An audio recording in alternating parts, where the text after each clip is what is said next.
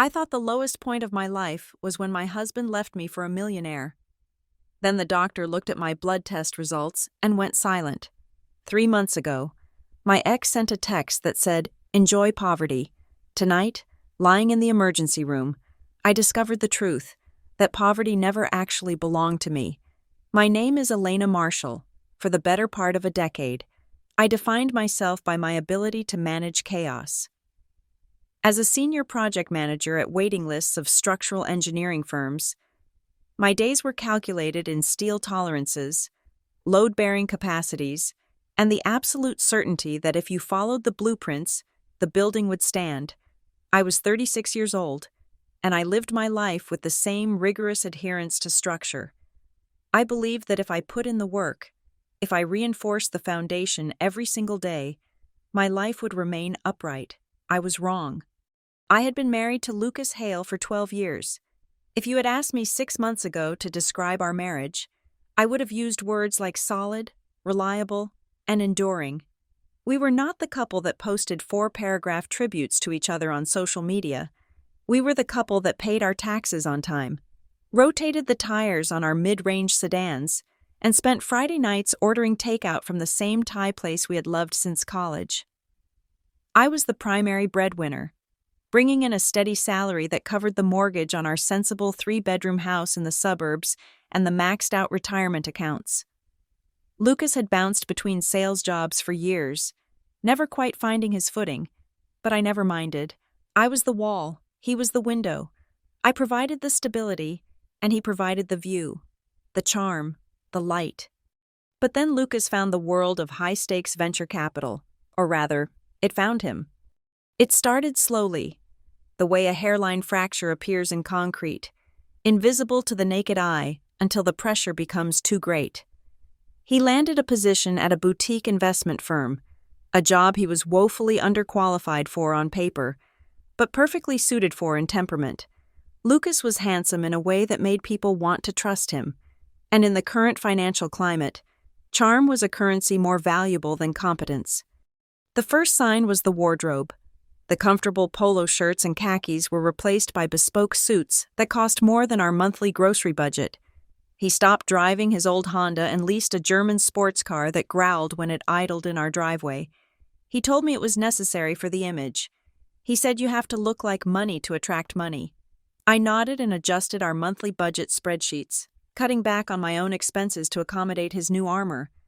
The change in our dynamic was not explosive. It was a slow, suffocating drop in temperature.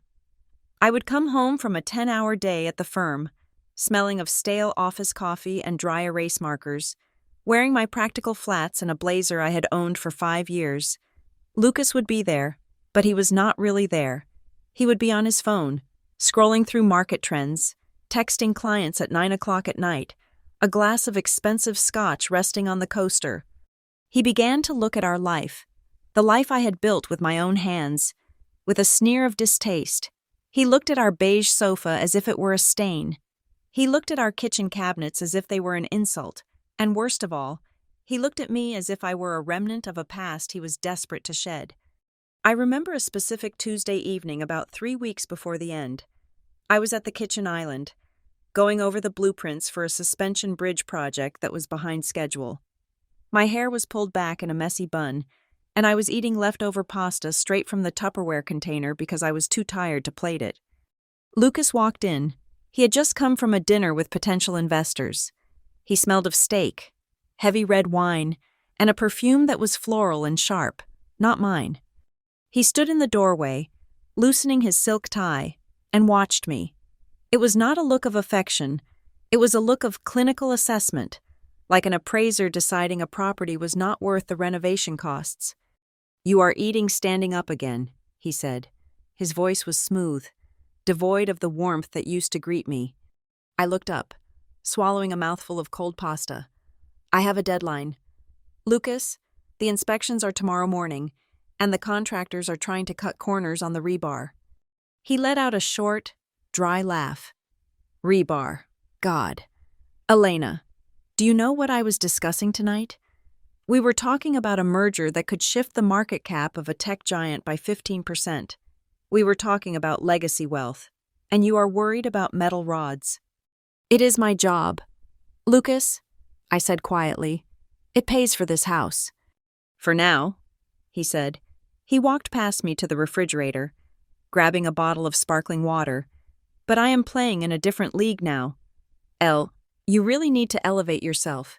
You look tired. You look common. The word hung in the air between us. Common. I should have screamed. I should have thrown the blueprints at him and demanded to know whose perfume was clinging to his jacket, but I did not. I was a project manager. I de-escalated conflicts. I managed risks. I internalized the insult and tried to calculate a solution. I told myself he was stressed. I told myself the pressure of his new world was getting to him. I convinced myself that if I just supported him enough, if I just waited out this turbulence, the old Lucas would return. I was a fool. The alienation grew physical. He stopped touching me. When we lay in bed, he would turn his back to me, scrolling on his phone with the screen brightness turned all the way down. I could see the reflection of the light in the window, the rapid tapping of his thumbs. When I asked who he was talking to at 11 at night, he would sigh, the sound heavy with exaggerated patience. It is work, Elena. You would not understand. It is high-level networking. He made me feel small.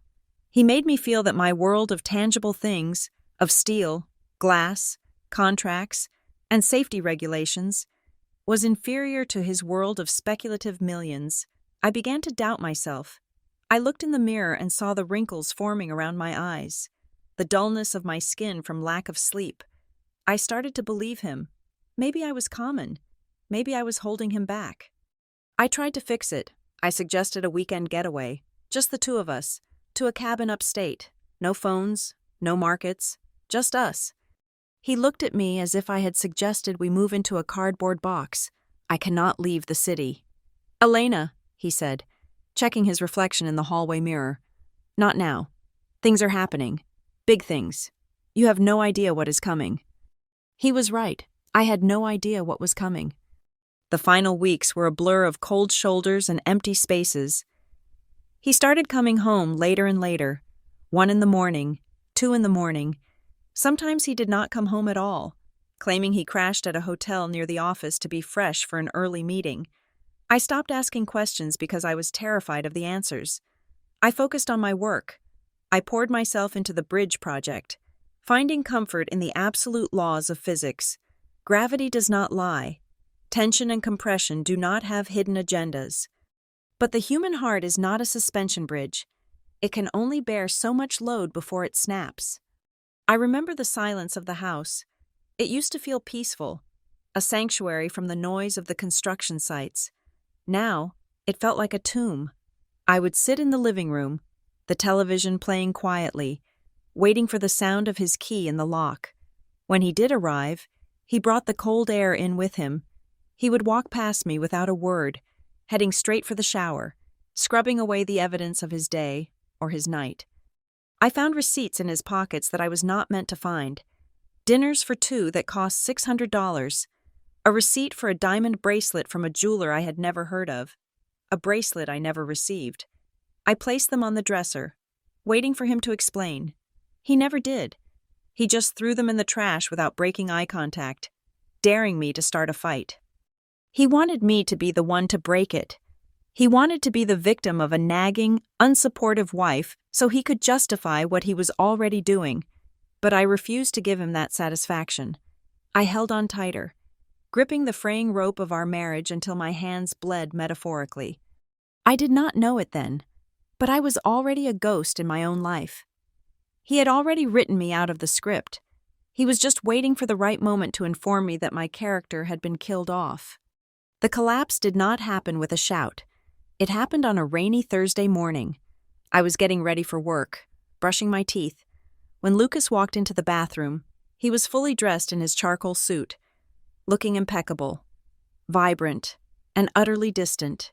He looked at me in the mirror, watching the foam of toothpaste on my lip, my hair disheveled from sleep. "I will not be home for dinner," he said. "Okay," I replied, rinsing my mouth. "Another client meeting?"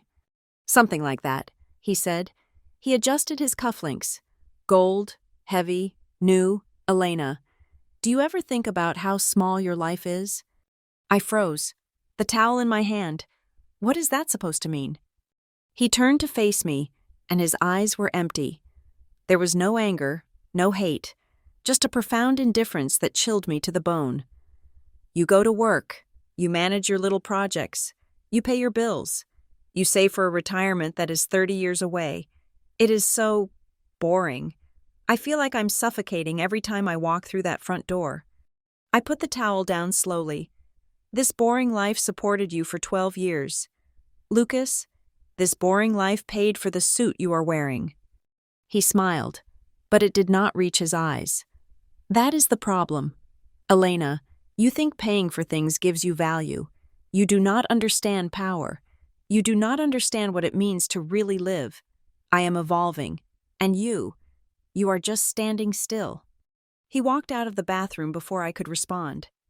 I heard the front door close, the heavy thud echoing through the hallway.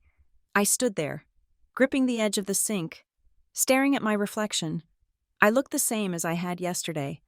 I looked like a woman who had a job to do, a mortgage to pay, a life to maintain. But as I drove to work that morning, navigating the gray highway in the pouring rain, I felt a tremor in the foundation. I felt the rivets popping. I felt the steel groaning under a weight it was never designed to carry. I told myself it was just a bad fight. I told myself we could fix this. I told myself that 12 years of history could not be erased by a few months of ambition. I was wrong about everything. I did not know that he had already moved half the money from our joint savings account into an offshore fund. I did not know that he had already consulted a divorce lawyer 3 weeks prior. I did not know that the woman he was seeing, the woman whose perfume clung to his skin, was not just a fling, but his ticket to the stratosphere. I arrived at my office, put on my hard hat, and walked out onto the site. The rain was coming down hard, turning the dirt into mud. I looked up at the skeletal frame of the building we were raising. It looked strong. It looked permanent. I had no idea that my own structure had already collapsed. I was just standing in the rubble, too blind to see the dust settling around me. The text message that would end my life as I knew it was still weeks away. But the marriage was already a corpse. I was just the only one still trying to find a pulse. The reveal of the woman who replaced me did not happen in a private conversation. Lucas did not have the decency to sit me down and explain that he had fallen in love with someone else. No, I found out the same way the rest of the city did, via a glossy spread in the business section of the Sunday paper. Her name was Vivian Vance. She was 42 years old, a venture capital titan whose net worth was estimated in the 9 figures. She was known in the financial world as the Barracuda, a woman who swallowed distressed companies whole and spat out the bones for profit. And there, in a photograph taken at a charity gala for ocean conservation, was my husband. His hand was resting possessively on her waist, his smile brighter and more predatory than I had ever seen it. He was wearing a tuxedo that cost more than my car, and he looked like he had been born in it. The caption read, "Vivian Vance and her new partner, Lucas Hale, announced the launch of their joint philanthropic initiative." Partner, not business associate, partner. I was holding a lukewarm cup of coffee in my kitchen, staring at the paper, when the realization hit me like a physical blow. He had not just left me for another woman. He had left me for a lifestyle. He had traded a project manager wife who worried about mortgage rates for a woman who probably owned the bank. The divorce papers arrived 2 days later. They were delivered to my office by a courier who looked embarrassed to be there. I opened the envelope in the break room, my hands shaking. The terms were brutal. Lucas had retained a law firm that charged $1,000 an hour, a firm known for scorching the earth. They were not asking for a split. They were asking for a massacre. Because Lucas had been unemployed or consulting for much of the last year while I paid the bills, his lawyers argued that he had no assets. But the debts? The debts he had accrued on credit cards under both our names to fund his wardrobe and his networking dinners? Those were joint liabilities. They argued that since I was the primary earner during the marriage, I was responsible for 50% of the debt. yet entitled to none of the potential future earnings of his new ventures because they were established post-separation, a date they conveniently manipulated to be months earlier than the reality. I tried to fight. I hired a lawyer, a decent man named Harold who operated out of a strip mall near the highway. Harold looked at the paperwork and sighed, taking off his glasses to rub the bridge of his nose. "Elena," he said gently, "we can fight this. But they will bury you in paperwork. They will extend discovery for 2 years. They will bleed you dry in legal fees before you ever see a courtroom. This is a war of attrition. And they have a nuclear arsenal. You have a slingshot." I was naive. I thought the truth mattered. I thought the fact that I had supported him for 12 years meant something to the legal system. It did not. In the end, I settled just to make it stop. I lost the house. The equity we had built over a decade was swallowed up by legal fees and the debt Lucas had saddled us with. I walked away with my car, my clothes, and a checking account that was draining faster than a sink with a broken pipe. But the financial ruin was just the opening act. The real performance was the humiliation.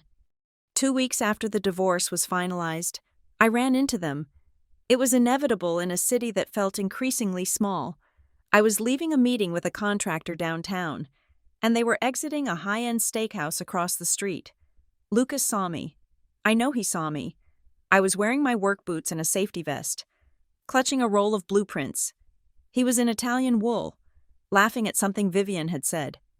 Our eyes met. For a second, I expected him to look ashamed. I expected him to look away. Instead, he paused. He tapped Vivian on the arm and pointed at me, whispering something in her ear.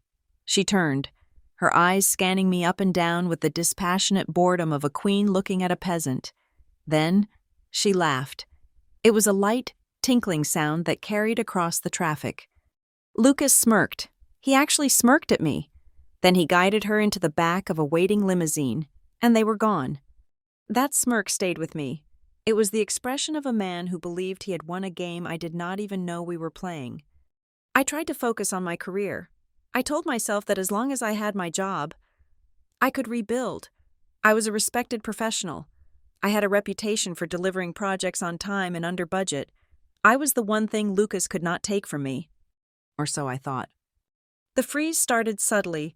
I applied for a senior director position at a rival firm, a job I was perfectly qualified for.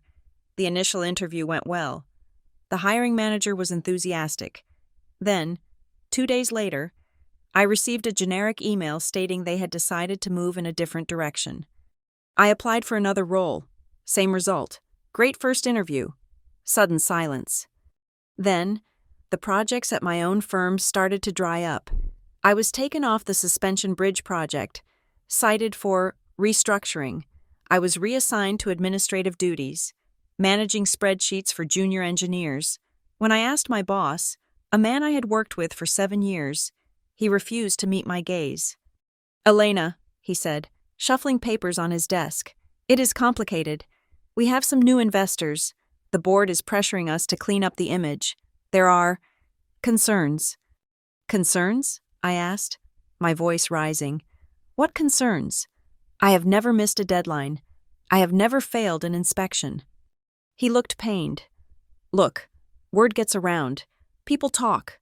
Powerful people. There are rumors. Elena, rumors that you are unstable, that you mishandled funds in your personal life, that you are bitter and litigious." I stared at him, my mouth open. Unstable? I was the most stable person in this entire building. I realized then how deep the rot went. Vivian Vance did not just have money. She had influence. She sat on boards. Her firm financed construction loans. Her friends owned the companies that hired people like me. Lucas had not just left me. He had burned the bridge behind him to ensure I could not follow. He wanted to erase me. He wanted to rewrite his history so that he had never been the struggling husband of a project manager, but had always been the golden boy of the financial world. And to do that, the witness to his mediocrity had to be discredited. I was let go a month later. Downsizing, they called it. I had $3,000 left in my savings account. I panicked. I reached out to Lucas. It was a moment of weakness. a moment where desperation overrode my pride. I sent him an email, begging him to release a small portion of the funds from a joint tax return that was still in escrow, just so I could pay the deposit on a rental apartment. I told him I was losing everything. I told him I had no job. His response came via text message 3 hours later. He did not send money. He did not send an apology. He sent 2 words that would burn themselves into my retinas for the rest of my life. Enjoy poverty.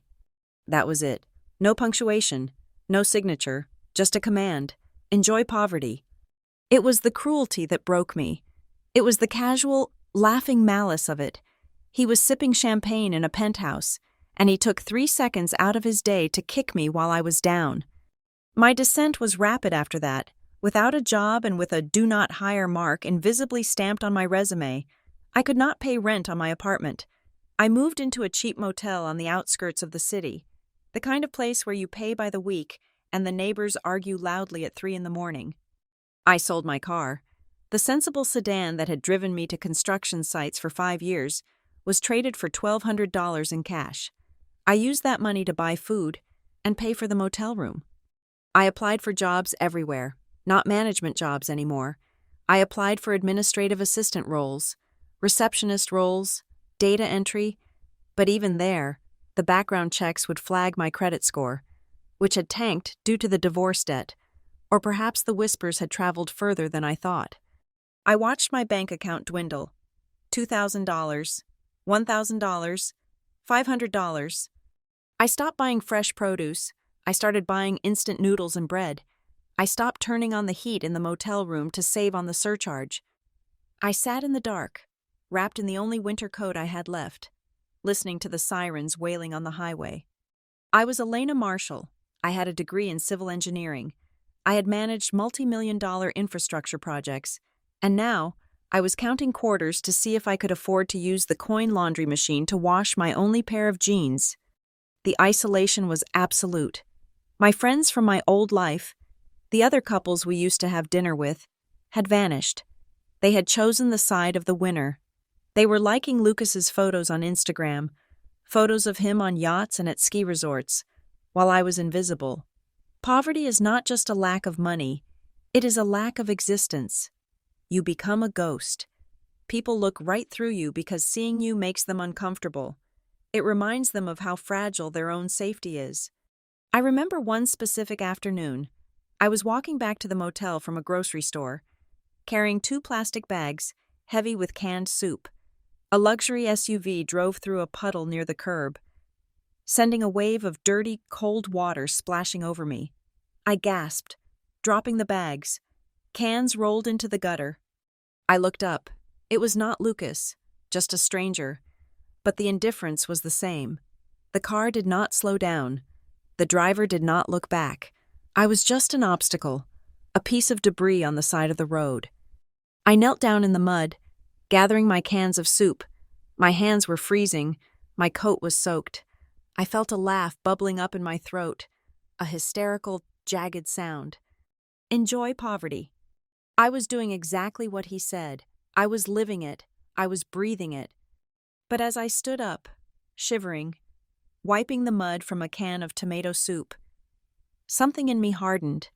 It was the steel I had spent my life studying. The stress had not broken me. It had cold forged me. I was at the bottom. I had no money. I had no name. I had no allies. But I was still breathing. And as long as I was breathing, I was a threat. Lucas thought he had buried me. He forgot that when you bury a seed, it eventually grows.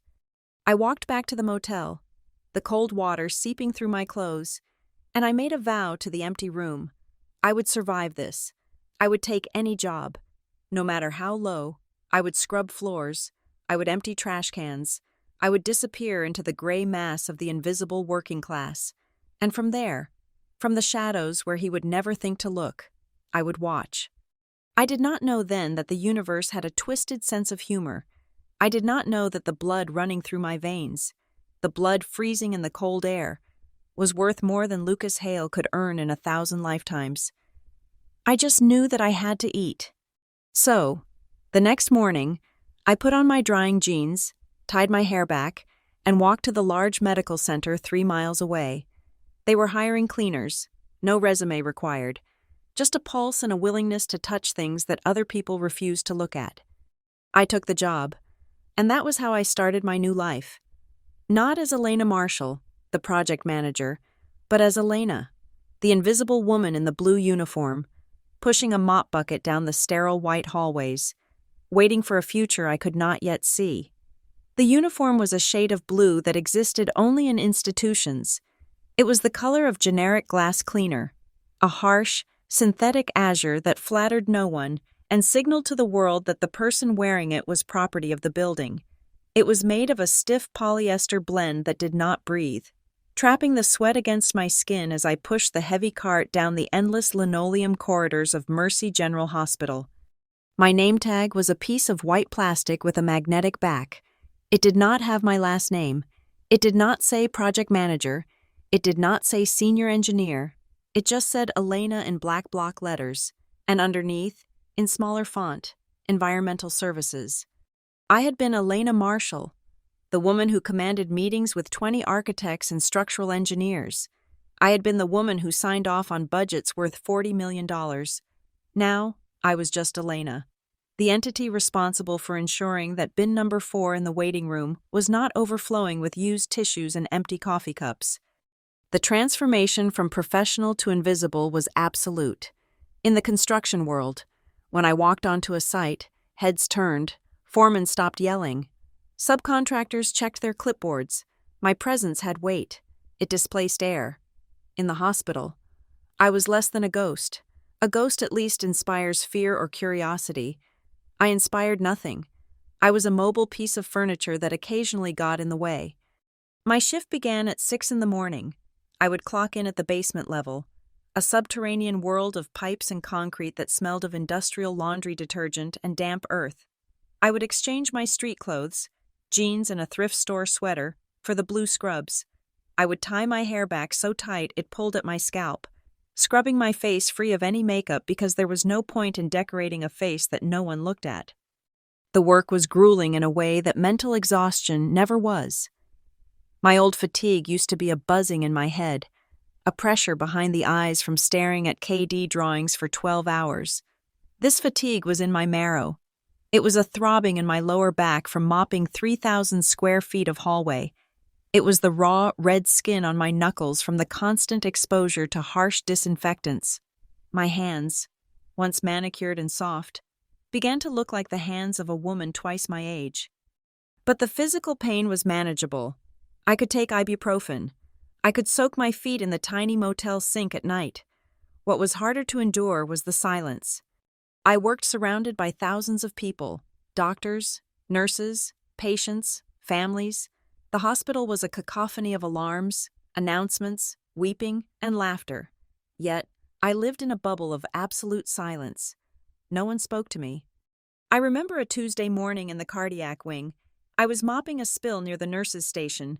A group of residents was standing 3 feet away, discussing a case. One of them, a tall man with the confident jawline of someone who has never worried about rent, stepped back without looking.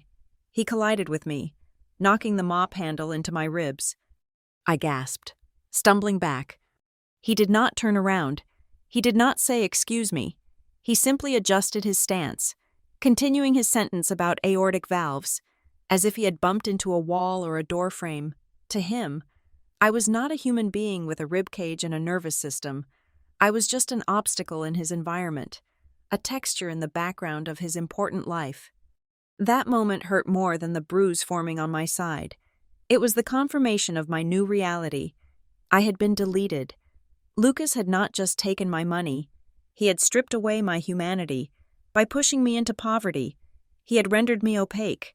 In this society, if you do not have money, and you do not have a title, you do not have a frequency that other people can tune into. You are static. I learned to keep my head down. I learned that eye contact was a violation of the unspoken social contract. The cleaner does not look the surgeon in the eye. The cleaner looks at the floor. The cleaner looks at the trash. So I mastered the art of studying the linoleum. I knew every scuff mark, every cracked tile, every dried spot of gum on the 3rd floor. The humiliation came in waves. One afternoon, I was emptying the bins in the cafeteria. It was lunch rush. The room was filled with the smell of burgers and fries, a smell that made my stomach cramp with hunger because I was living on one meal a day to save money for the motel weekly rate. I was pulling a heavy bag out of a container when I saw a woman I recognized. It was Sarah, a landscape architect I had worked with on a municipal park project 2 years ago. We had gone to lunch together. We had shared photos of our intended renovations. She was sitting at a table near the window, laughing with a colleague, eating a salad. Panic seized me. My heart hammered against my ribs like a trapped bird. If she saw me, if she saw Elena Marshall, the woman who used to critique her retaining wall designs, wearing a janitor's uniform and smelling of bleach, I thought I would die. The shame was a hot, physical nausea. I ducked my head, turning my body so my back was to her. I fumbled with the bag, tying the knot with trembling fingers. I wanted to run. I wanted to drop the trash and sprint out the emergency exit, but I could not. I needed this job. I needed the $12.50 an hour. I moved the cart, shielding my face with the bulk of the plastic bin.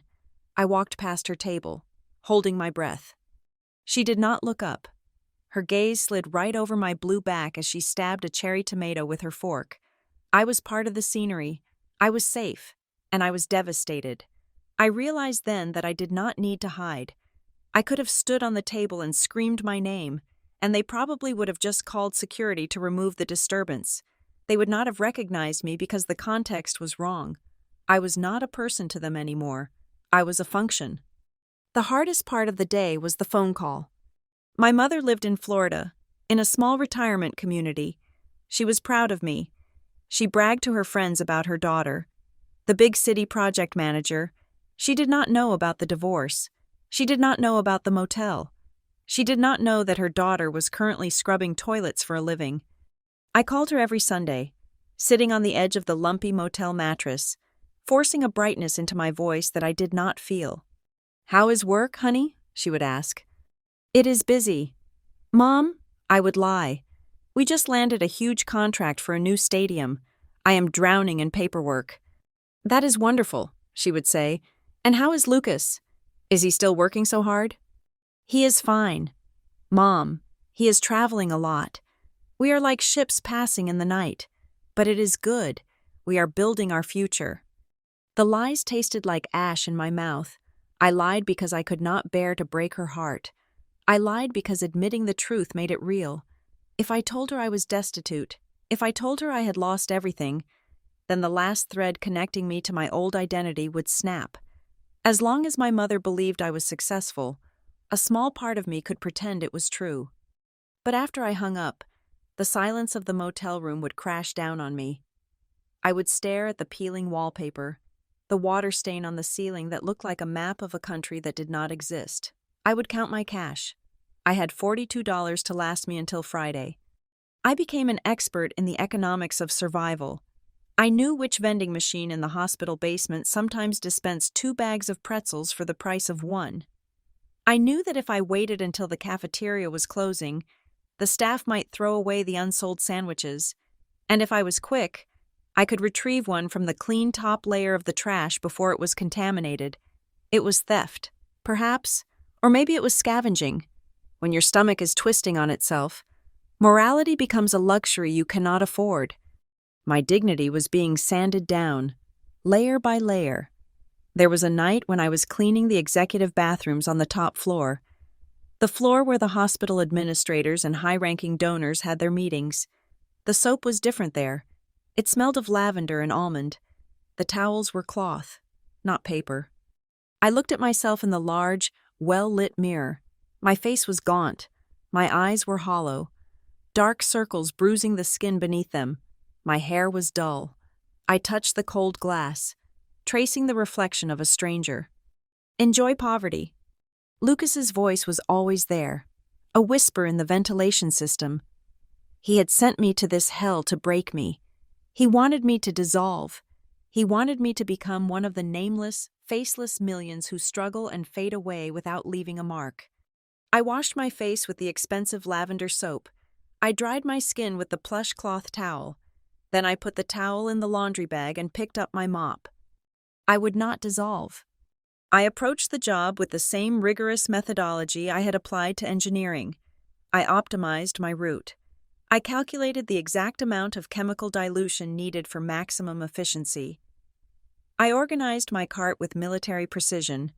I was the best cleaner they had, even if they never noticed. I took a strange, twisted pride in it. The floor was dirty. I made it clean. The bin was full. I made it empty. In a life where everything else was spiraling out of control, these small acts of order were the only things keeping me sane. I was not living. I was existing.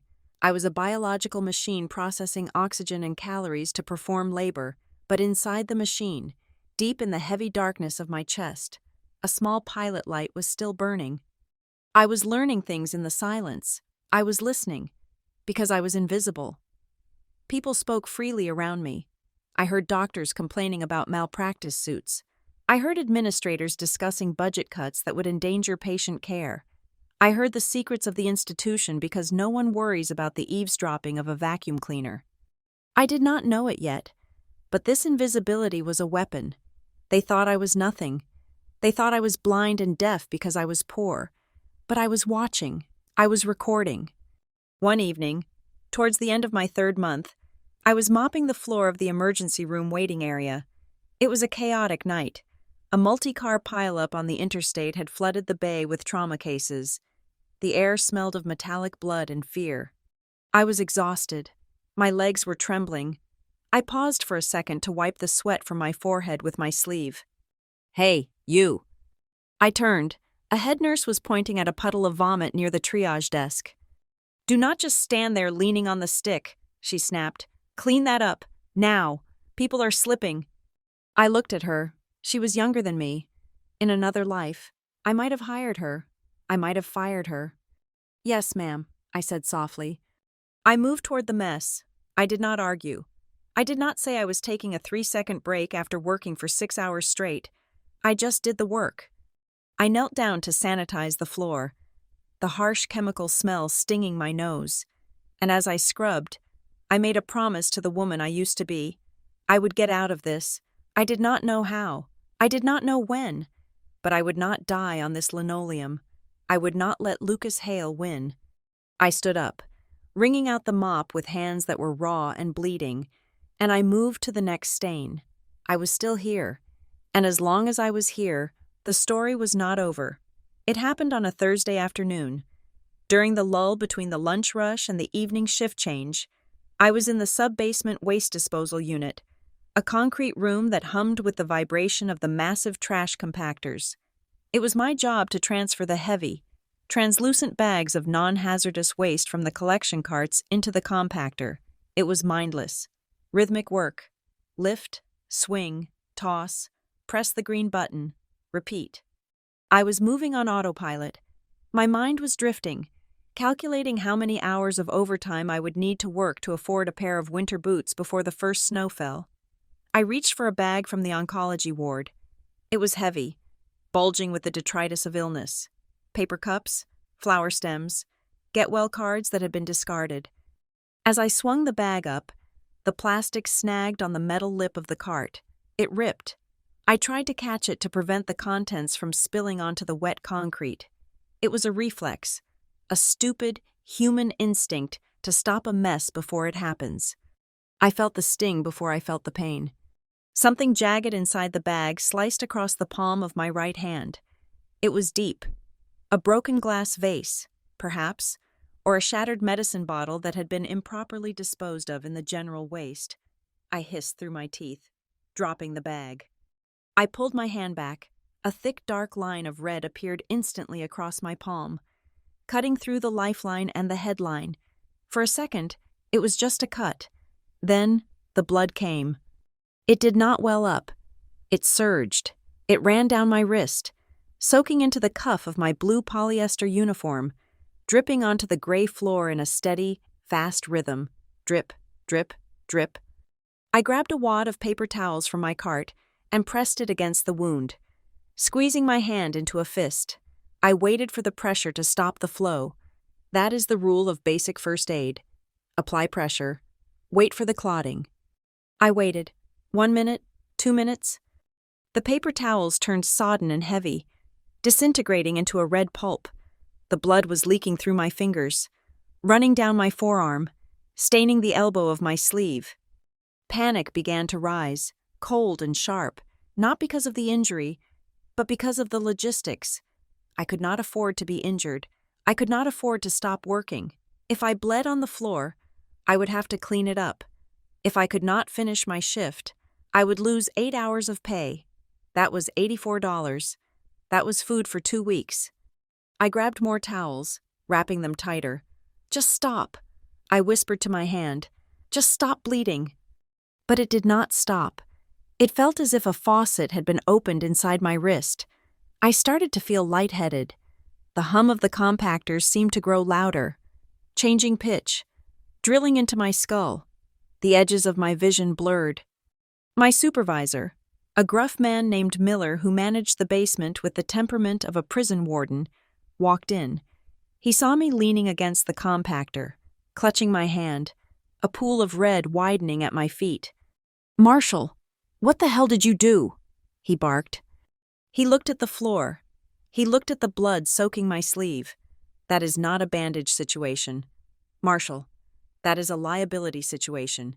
You are going to the ER, now." "I cannot," I said, panic flaring. "I cannot afford the copay. Miller, please, just give me the first aid kit." He shook his head, pulling his radio from his belt. "Not on my watch. If you pass out and crack your head open, the hospital gets sued. And I get fired. You are going upstairs. I am calling it in." I was escorted to the emergency room not as a patient, but as a problem to be solved. I walked through the service elevator, holding my hand above my heart, the blood still seeping through the makeshift bandage. The triage nurse was a woman I had cleaned up after a dozen times. She usually looked through me. Now, she looked at the trail of blood I was leaving and frowned. "Name?" she asked, typing on her computer. "Elena Marshall," I said. "Insurance?" "No," I said softly. She sighed, a sound of professional fatigue. "Sit there. Someone will look at it." They put me in a curtained cubicle in the corner, the one usually reserved for drunks or minor injuries. A young resident, a doctor named Evans, came in 10 minutes later. He looked exhausted, his eyes rimmed with red. He peeled away the sodden paper towels. "Nasty slice," he muttered, probing the wound. I winced. He did not apologize. "Looks like you severed a few superficial vessels. We will need to irrigate this and throw in about 10 stitches." He began to work, the needle pricking my skin, the tug of the thread. I stared at the ceiling tiles, counting the little dots in the pattern.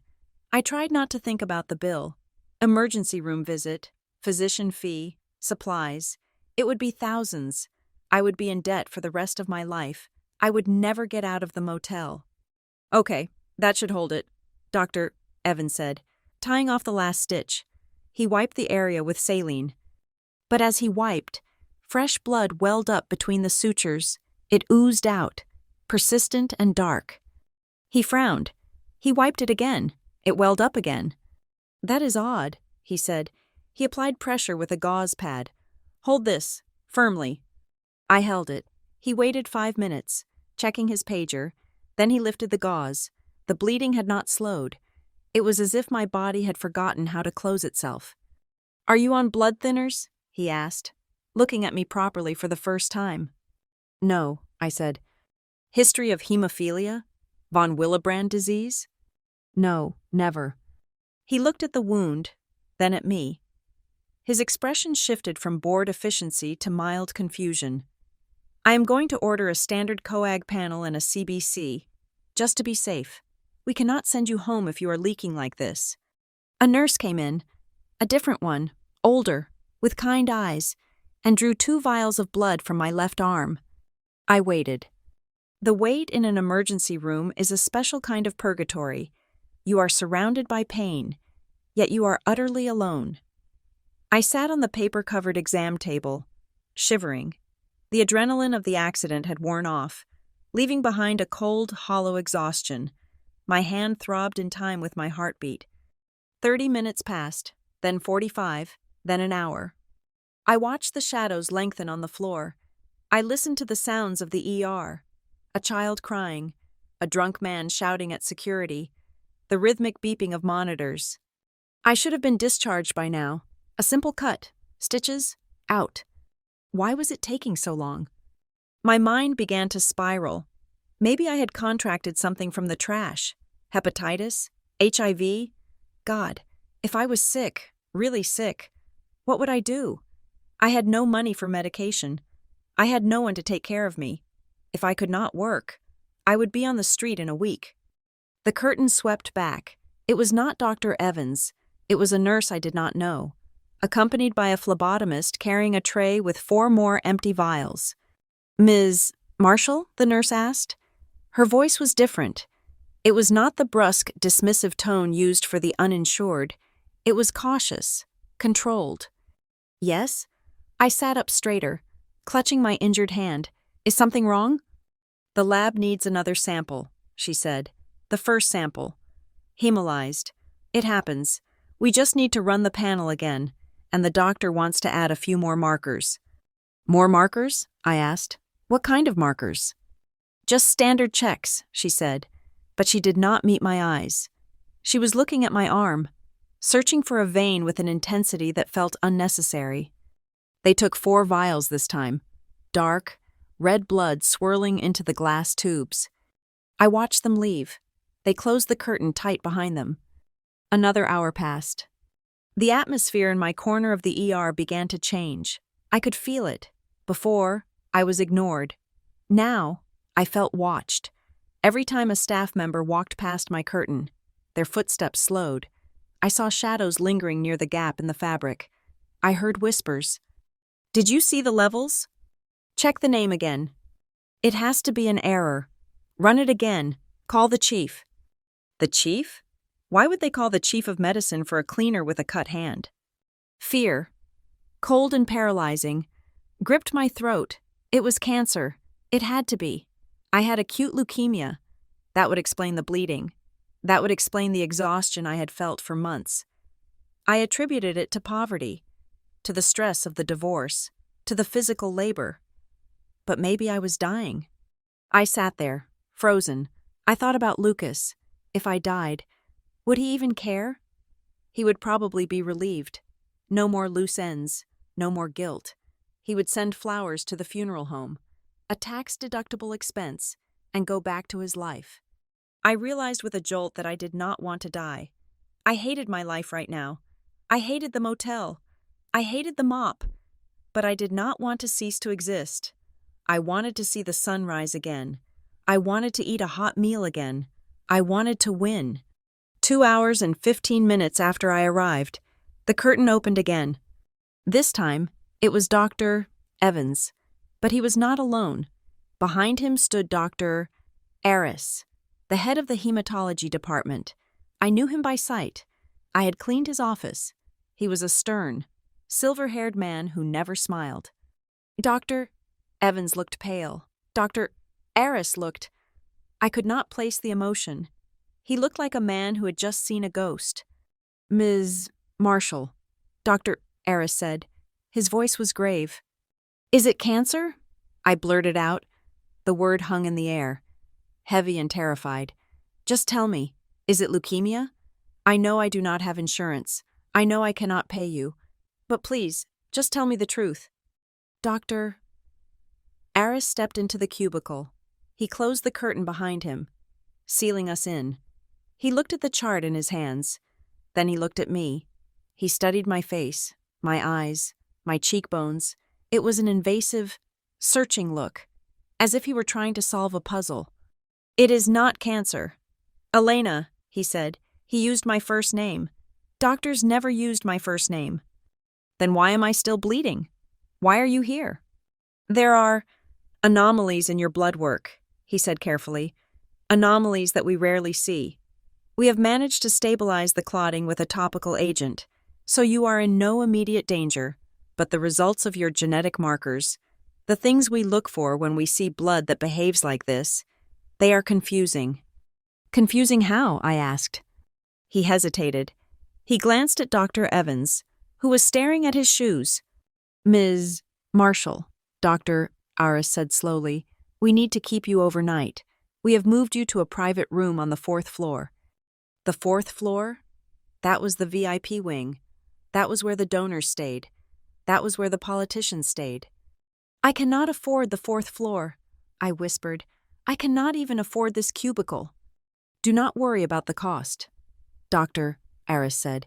His eyes were locked on mine, intense and unblinking. The hospital will absorb the cost for tonight. We need to monitor you. And there is someone coming to speak with you, a specialist. A specialist? For a cut hand? For your blood. Elena, he said. For what is in your blood? He turned to leave, but stopped at the curtain. He looked back at me one last time, and for a second, the professional mask slipped. I saw what was underneath. It was not pity, it was awe. Rest, he said. You are going to need your strength. He left me alone in the silence, but it was not the silence of being ignored anymore. It was the silence of the eye of a storm. I looked at my bandaged hand. I looked at the blue uniform of the cleaner, stained with dark, drying blood. Something had shifted. The axis of my world had tilted. I was no longer just a woman who had fallen through the cracks. I was a mystery. And as the orderly came to wheel me to the elevator, not the service elevator, but the patient elevator, I felt a strange, cold premonition. The poverty I had been living in, the hunger, the invisibility. It was a costume, and underneath the costume, something else was waiting to be revealed, something that scared the head of hematology. I lay back against the pillow as the elevator doors closed, watching the numbers climb. 1, 2, 3, 4. I was going up. The room on the 4th floor was silent in a way that the rest of the world was not. It was a hermetically sealed box of beige walls and recessed lighting, smelling faintly of lemon polish and money. There was a television mounted on the wall, a leather recliner for a guest I did not have, and a view of the city skyline that sparkled indifferently through the triple-paned glass. I sat on the edge of the bed, my injured hand wrapped in thick, pristine gauze. The bleeding had stopped, or at least, it had been chemically coerced into submission. But the fear had not stopped. It had merely changed shape, shifting from the sharp panic of a medical emergency to a heavy, suffocating dread. The clock on the wall read 3:15 in the morning. I was waiting for the specialist. Dr. Aris had made it sound as though the Pope himself were coming to visit. I expected a team of oncologists. I expected a grim-faced surgeon ready to tell me that the marrow inside my bones was turning to dust. When the door finally opened, it was not a medical team that entered. It was a single man. He did not wear a white coat. He wore a charcoal 3-piece suit that fit him with architectural precision, the kind of tailoring that whispered rather than shouted. He was older, perhaps in his late 60s, with silver hair combed back severely from a high forehead and eyes that were the color of chilled steel. He carried a thin leather folder, not a medical chart. He closed the door behind him with a soft click. The sound seemed to suck the remaining air out of the room. Ms. Marshall, he said. His voice was dry and cultivated, an accent that hovered somewhere between the Ivy League and the Mid-Atlantic. I tightened my grip on the bedsheet with my good hand. Who are you? Are you the hematologist? He pulled a chair from the corner and placed it next to my bed. His movements deliberate and unhurried. He sat down, crossing one leg over the other, and placed the leather folder on his knee. My name is Dr. Silas Thorne, he said. I am a geneticist, primarily, but my work often strays into genealogy. Genealogy? I repeated, the word tasting strange in my mouth. I cut my hand on a trash bag. Dr. Thorne, why do I need a genealogist? He did not answer immediately. He studied me. It was the same look Dr. Aris had given me, but sharpened. He was not looking at my symptoms. He was looking at my structure.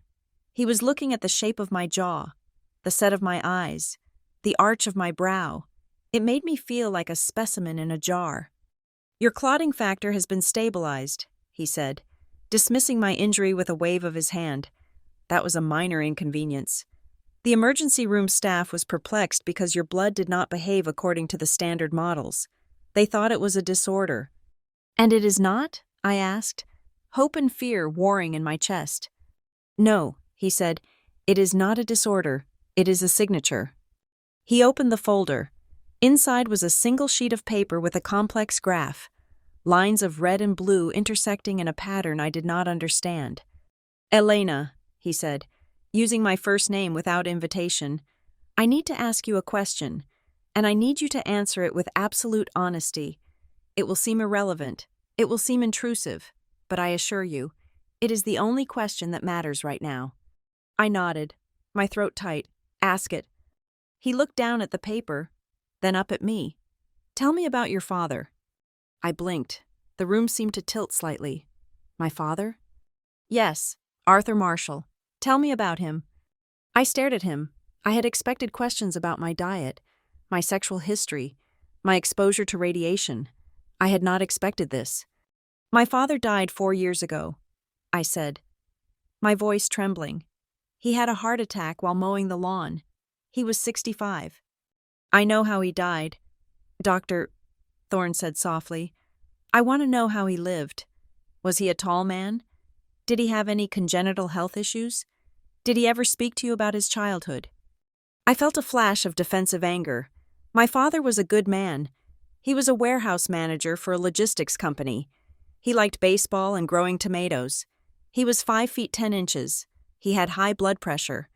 What does any of this have to do with my blood? Dr. Thorne watched me, his expression unreadable. Did he ever mention the name Montgomery to you? Or perhaps show you documents from 1952? No, I said, shaking my head. Never. He was born in Ohio.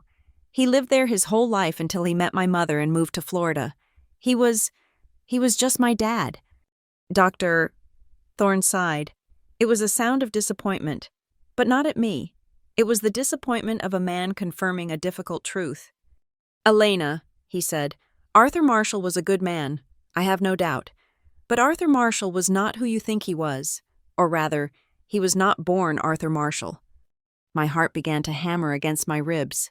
What are you talking about? Your father was adopted. Dr. Thorne stated. The words were simple, flat, and devastating. I let out a short, incredulous laugh. That is ridiculous. My grandparents, Nana and Pop, they raised him. I have seen the photos of him as a baby in Nana's arms. I have seen his birth certificate. You have seen an amended birth certificate, Thorne corrected gently, issued 12 months after his birth. And the photos? Well, adoption can happen at any age, but in your father's case, it happened when he was 3 weeks old. He paused, letting the information settle in the sterile air. In 1952, he continued, a closed adoption was arranged through a private agency in New York. The records were sealed so tightly that a court order would usually be required to even acknowledge their existence. The parents who raised him, the people you called Nana and Pop, were good people. They loved him. They likely never told him the truth because they wanted to protect him, or perhaps they were paid to never speak of it. Paid? I whispered. Who would pay them? Dr. Thorne tapped the graph on his knee. Biology is a stubborn thing. Elena, you can burn documents. You can change names. You can bury secrets in the ground for half a century, but you cannot erase the code written into your cells. He turned the paper around so I could see it. This is your genetic sequencing, he explained, pointing to a cluster of red spikes. And this is a marker known as the K haplogroup variant 7. It is incredibly rare. In the general population, the probability of having this specific mutation, which causes the delayed clotting and the unique protein structure in your plasma, is less than 1 in a billion. So I am a mutant, I said, trying to grasp onto humor to keep from screaming. No, Thorne said, his face deadly serious. You are a descendant. This marker does not appear randomly. It has been tracked for 300 years. It belongs to a single bloodline. a bloodline that takes great care to track its members. I sat back against the pillows, feeling the blood drain from my face. This is insane. I am a cleaner. Dr. Thorne, I live in a motel. I have $40 in my pocket. My father was a warehouse manager. We are nobody. That is what the narrative was supposed to be, Thorne said. He reached into his jacket pocket and pulled out a photograph. It was old, black and white, the edges yellowed with age. He placed it on the bedside table. Look at it. I did not want to look. I wanted to close my eyes and wake up back in the basement, smelling trash and bleach. But I looked. The photo showed a man standing on the deck of a boat. He was young, perhaps in his late 20s. He was wearing a linen suit, the wind blowing his dark hair back. He was smiling, a confident, arrogant smile that seemed to own the ocean behind him. I stared at the face, the jawline, the set of the eyes, the arch of the brow. It was my father. It was Arthur Marshall, but younger, richer, and sharper than I had ever seen him. That is my dad. I breathed. Where did you get this? Thorne shook his head. That is not Arthur Marshall. That photograph was taken in 1948, 4 years before your father was born. I looked closer. The resemblance was terrifying. It was not just a similarity. It was a copy. Who is he? I asked, my voice barely a whisper. That, Thorne said, is the man whose genetic code is currently circulating in your veins. That is the man who passed the variant 7 to his son, who passed it to you. And that is the man whose estate has been looking for a viable heir for the last decade. He leaned forward, his steel eyes locking onto mine. Elena, the reason your father was adopted, the reason his identity was erased, was not because he was unwanted. It was because he was dangerous, not violent, but dangerous to the status quo of a very powerful family. He was an illegitimate child, born to a man who could not afford a scandal at that precise moment in history. So he was hidden. He was sent away to a nice couple in Ohio with a stipend and a new name. Thorne paused, letting the weight of the history crush me. But the legitimate line failed, he said. Accidents, illness, bad luck, the family tree has withered. Elena, the main branches are dead. And now, the estate is in crisis. They thought the line ended with the death of the patriarch 6 months ago. They thought there was no one left. Until tonight, I whispered. Until a janitor cut her hand in a hospital basement, Thorne corrected, and a routine blood test triggered a silent alarm in a database that I monitor. He stood up, smoothing his suit jacket. The movement was final, like a judge closing a session. You are confused. You are frightened. That is natural. But you need to understand one thing before I leave you to rest. He picked up the folder, but left the photograph on the table. The poverty you have been living in, the struggle, the invisibility, it was a mistake, a clerical error in the grand design of fate. You were never meant to be poor. Elena, and the people who left you to rot. The husband who mocked you, they have no idea what they have awakened. He walked to the door. I will be back in the morning with the legal team. Try to sleep. You will not be going back to the motel. Wait, I called out, my voice cracking. Who was he? The man in the photo? Who is my grandfather? Dr. Thorne paused with his hand on the door handle. He did not turn around. His name was Alexander Sterling, he said, and he did not just own boats. Elena, he owned the horizon. The door clicked shut. I was left alone with the silence, the view of the city, and the photograph of a stranger who wore my father's face. I looked at my bandaged hand. The pain was gone, replaced by a cold numbness. I picked up the photo. The man in the linen suit smiled at me, a ghost reaching across time. Alexander Sterling. I did not know the name, but the way Dr. Thorne had said it, it sounded like thunder. I thought about Lucas. I thought about his text message, enjoy poverty. I looked at the man who owned the horizon, and for the first time in months, I did not feel like a victim. I felt like something else, something buried that had finally clawed its way to the surface. I laid the photo on my chest, over the beating of my heart, a heart that, apparently, beat to a rhythm worth more than I could comprehend. I closed my eyes, but I knew I would not sleep. The past had just walked into the room, and it had brought a sledgehammer to my reality. The morning sun that hit the 4th floor of Mercy General Hospital was not the same sun that shone on the motel parking lot. It was cleaner, filtered through high-grade glass that cut the glare but kept the warmth. I woke up in sheets that had a thread count higher than my monthly income. For a disoriented second, I reached for the alarm clock to make sure I was not late for my shift in the basement. Then, the pain in my hand throbbed, and the memory of Dr. Thorne's visit crashed down on me. I was not a cleaner today. I was a biological anomaly. At 9 o'clock sharp, the door opened. Dr. Thorne returned, but this time he was not alone. He was the spearhead of a phalanx. 3 other men and 1 woman followed him into the room. They were dressed in suits that absorbed the light, carrying briefcases that looked heavy enough to contain lead bars. They did not look like doctors.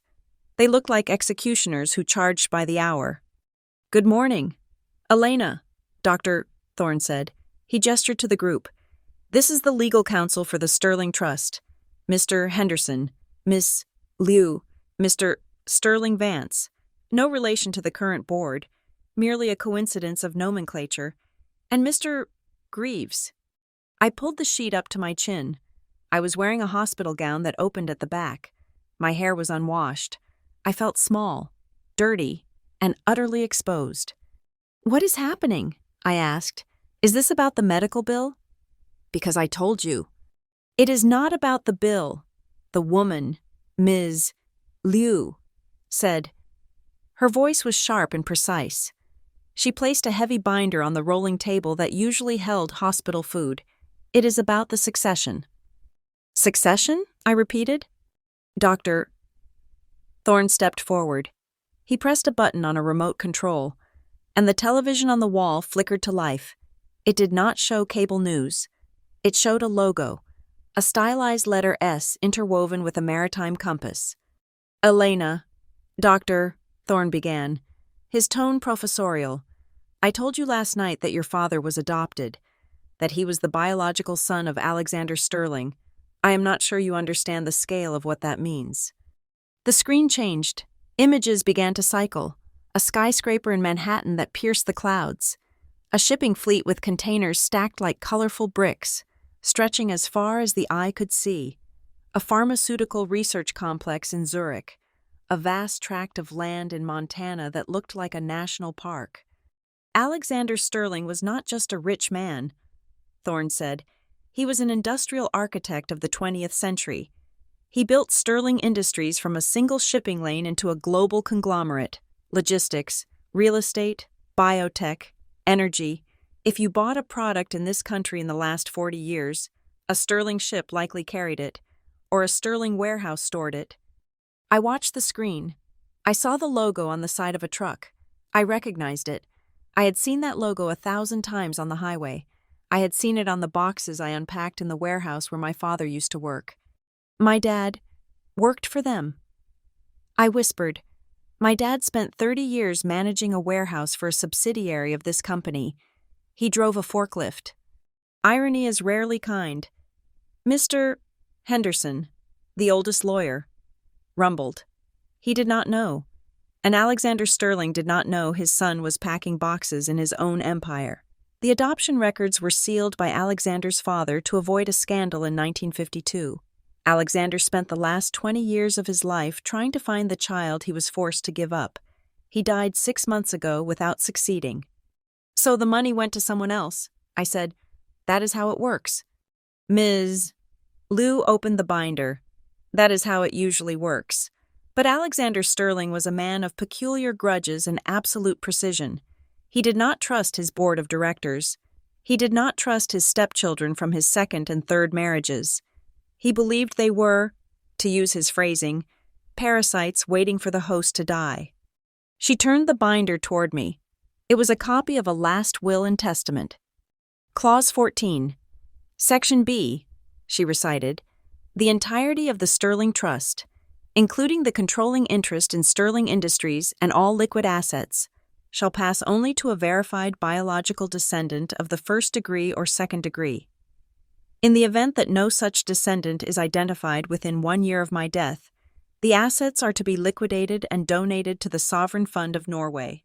No stepchild, no adopted ward, and no corporate appointee shall inherit a single dime. I stared at the legal jargon. It was a dead man's middle finger to his family. There are no other descendants, Thorne said quietly. Alexander's 2 legitimate children died in a skiing accident in 1998. He had no other biological heirs. The vultures, his stepchildren and the board, have been circling for 6 months, praying that the clock runs out. They have lawyers trying to break the will, trying to prove that the biological clause is invalid due to mental incompetence. But they cannot. Mr. Henderson said, the will is ironclad. The only thing missing was the heir. And then, Thorne pointed at my bandaged hand. You bled. I looked at the men in the room. I looked at the images of skyscrapers and ships on the screen. So, I asked, my voice trembling, what are you saying? That I get a payout? A settlement? Ms. Lou stopped shuffling papers.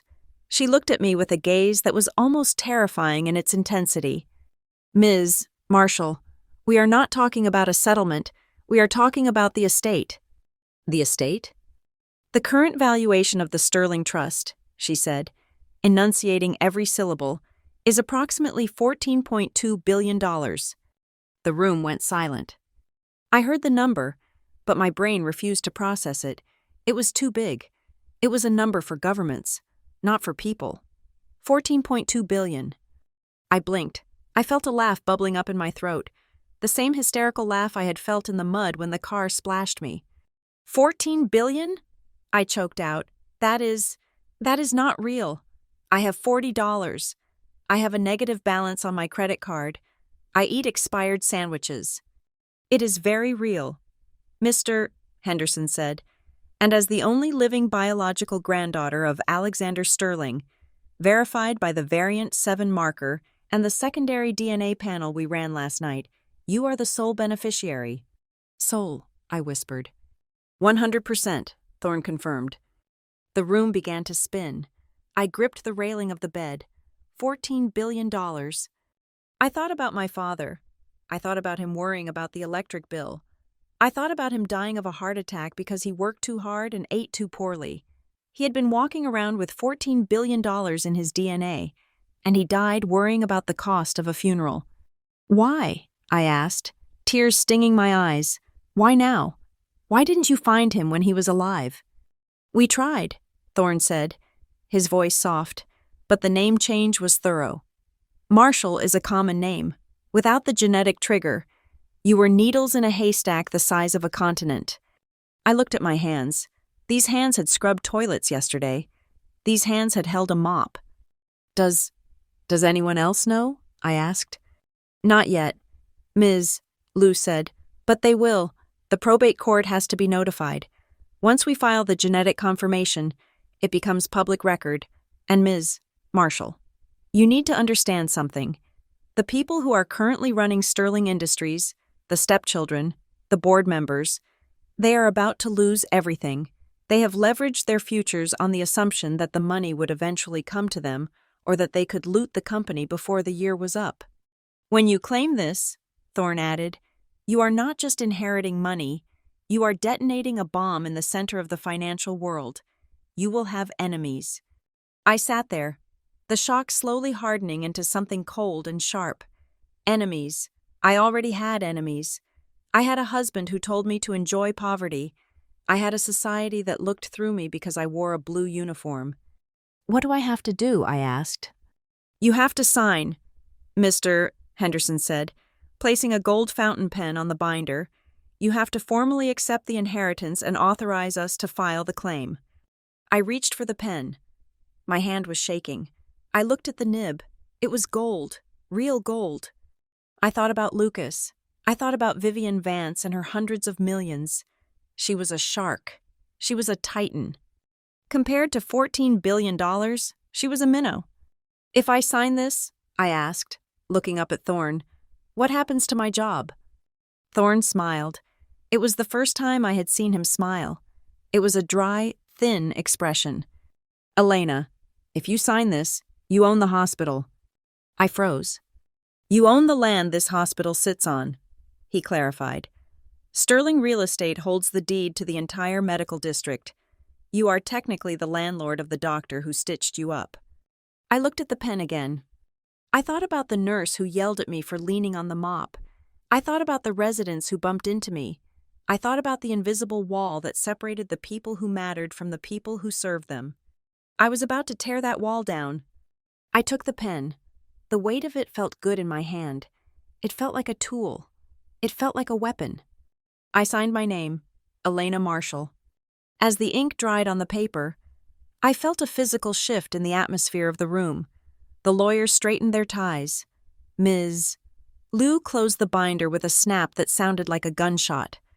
Congratulations, Ms. Sterling, Thorne said quietly. Marshall, I corrected him, my voice stronger than it had been in months. My name is Marshall. My father's name was Marshall, and that is the name that is going to take it all back. Doctor, Thorne nodded, a glint of respect in his steel eyes. As you wish. Ms. Lou picked up the phone on the bedside table. I am calling the security detail. The press will find out within the hour. We need to move you to a secure location. The motel is obviously out of the question. I sat up, swinging my legs over the side of the bed. The hospital gown felt flimsy, but my spine felt made of iron. Get me some clothes, I said, not the uniform, and not the things from the motel. Get me something structured. Ms. Lou paused, the phone halfway to her ear. Of course. What is your preference? Something that looks like I am about to demolish a building, I said. I walked to the window and looked out at the city.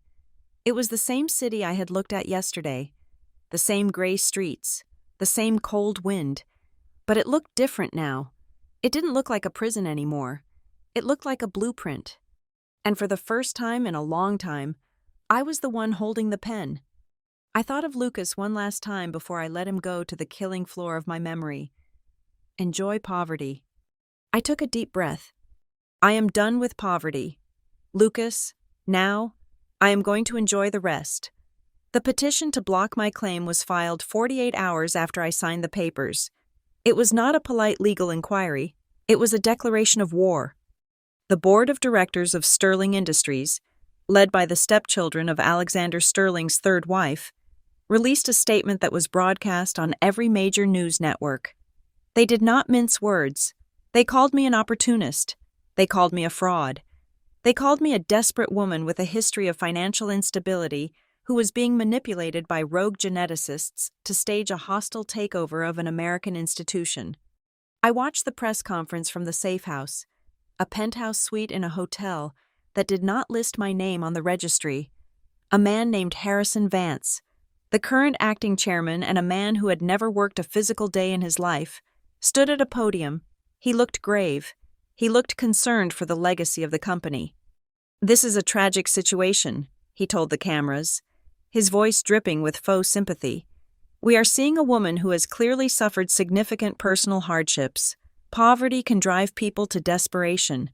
But to fabricate a biological connection to a man like Alexander Sterling? It is not just illegal. It is deeply disrespectful to the memory of a great pioneer. We will fight this frivolous claim with the full weight of our legal team. He made me sound like a criminal. He made my poverty, the poverty Lucas had forced me into, sound like a motive for a crime rather than a circumstance of life. The pressure was immediate and crushing.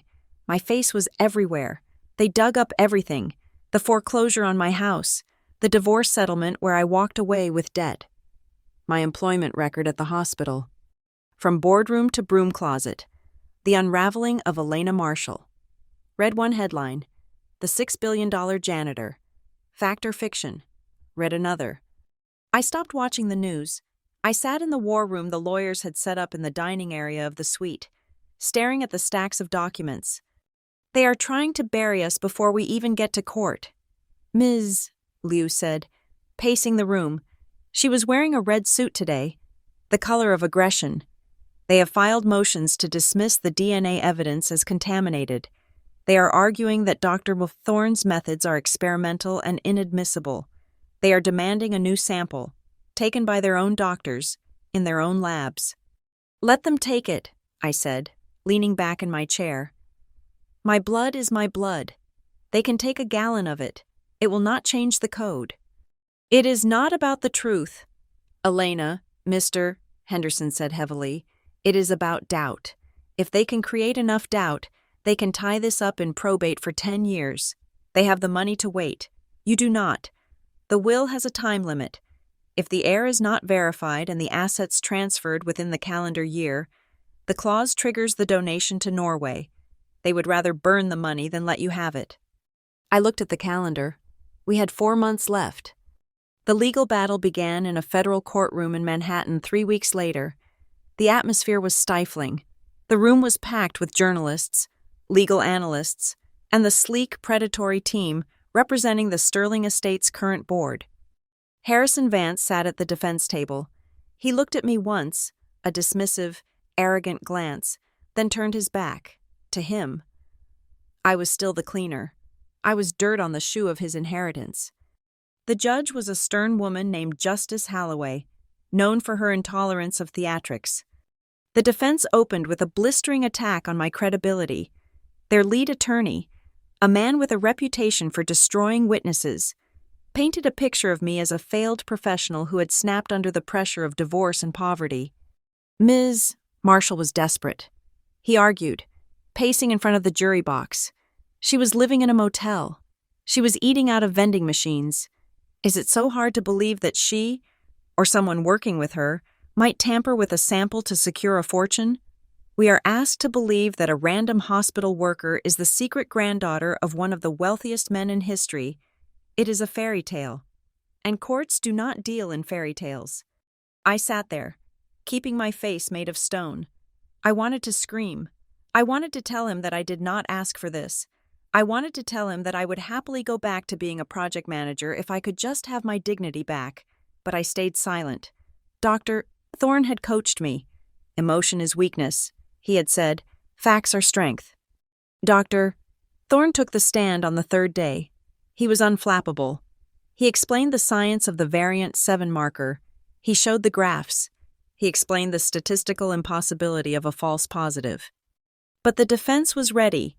They brought in their own experts, paid handsomely to muddy the waters. They used words like sample degradation and chain of custody errors. They made the science sound like magic, and magic is easy to disbelieve. The turning point came not from the science, but from the paper. We needed to prove the link. The DNA proved I was related. But the defense argued that even if I was related, I could be an illegitimate child of a distant cousin, not the direct line required by the will. They claimed my father, Arthur Marshall, was a nobody. We needed the adoption records, but the records from 1952 were sealed by a court order that had supposedly been destroyed in a fire at the county clerk's office in 1978. It looked hopeless. Without the paper trail connecting Arthur Marshall to Alexander Sterling, the DNA was just a biological coincidence in the eyes of the law. Then, on the 5th day of the trial, Ms. Liu walked into the courtroom carrying a heavy, rusted metal box. Objection, the defense attorney shouted immediately. What is this theatrical display? Your Honor, Ms. Liu said, her voice cutting through the noise.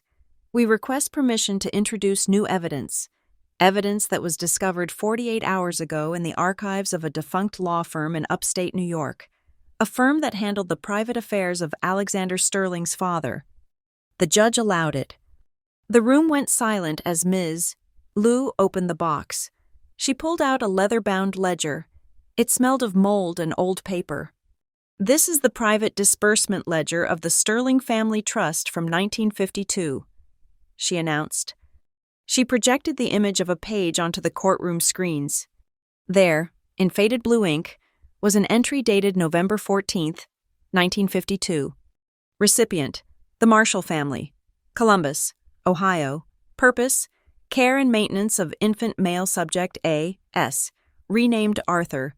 Amount, $50,000. A gasp ran through the courtroom. $50,000 in 1952 was a fortune.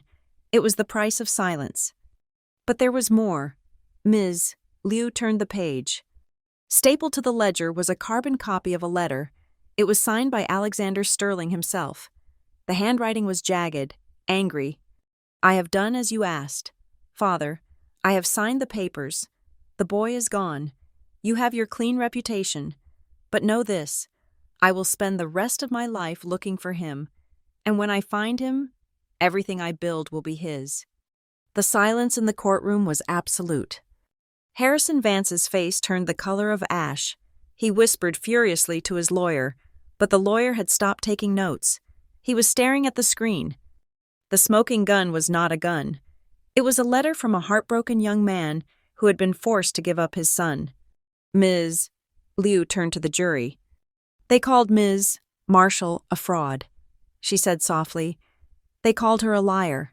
But the truth has been sitting in this box for 70 years. Elena Marshall is not just a genetic match.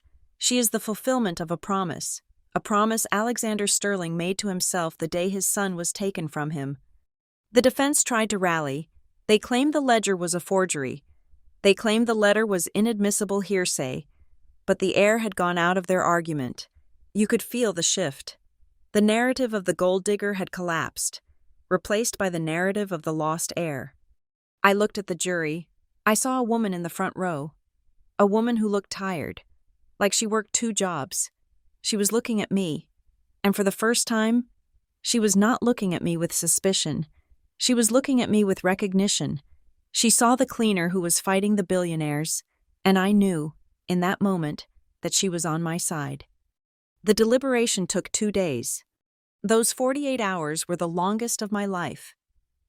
I paced the safe house until I wore a path in the carpet. I could not eat. I could not sleep.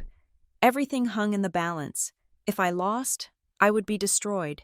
The legal fees alone would bankrupt me 1,000 times over. I would go to prison for fraud.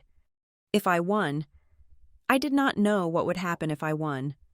On the afternoon of the second day, the call came. The verdict is in. We returned to the court. The media frenzy outside was deafening. I walked through the crowd, flanked by security, my head high. I wore a navy blue suit, sharp and tailored. I did not look down. I stood at the plaintiff's table as the jury foreman stood up. Have you reached a verdict? Justice Holloway asked. We have, Your Honor. My heart stopped. The world narrowed down to the mouth of the foreman. In the matter of the estate of Alexander Sterling versus the Sterling Board of Directors, regarding the claim of Elena Marshall. He paused. We find that the plaintiff, Elena Marshall, has proven beyond a reasonable doubt her status as the biological granddaughter and sole heir of Alexander Sterling. We find the will to be valid. We order the immediate transfer of all assets and control of the Sterling Trust to Ms. Marshall. The room exploded. I did not scream. I did not cheer. I felt my knees give way, just a fraction, before Mr. Henderson caught my elbow to steady me. It is over, he whispered. You did it. I looked across the aisle. Harrison Vance was staring at the table. His hands clenched into fists. He looked small. The power that had seemed so insurmountable 2 weeks ago had evaporated. Justice Holloway banged her gavel, demanding order.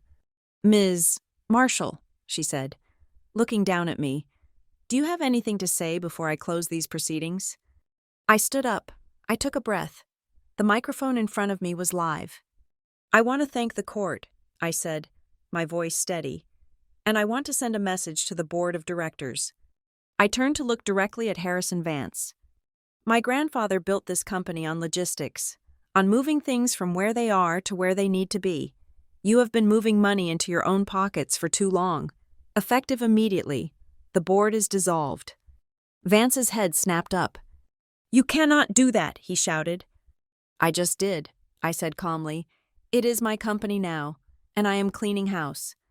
I turned and walked out of the courtroom. The flashbulbs blinded me. But I did not blink. I was Elena Marshall. I was the project manager. I was the cleaner.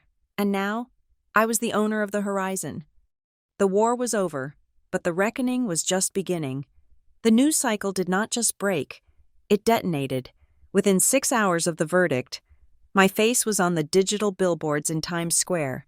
They used the photo from the courtroom steps, the one where I was wearing the navy suit, looking not at the cameras, but over them, toward a future only I could see. The chyron underneath read, "The $14 billion cleaner." I was installed in the Sterling penthouse, a fortress of glass and steel that occupied the top 3 floors of the building my grandfather had commissioned in 1982. The air up here was recycled, filtered, and smelled of white tea and old money. I sat in a leather chair that likely cost more than the entire motel I had lived in last week, watching the world react to Elena Marshall. But the reaction I was most interested in was not on the news. It was on my old cell phone. I had kept the device. My security team wanted to destroy it, to give me a secure, encrypted satellite phone, but I refused. I wanted to keep the line open.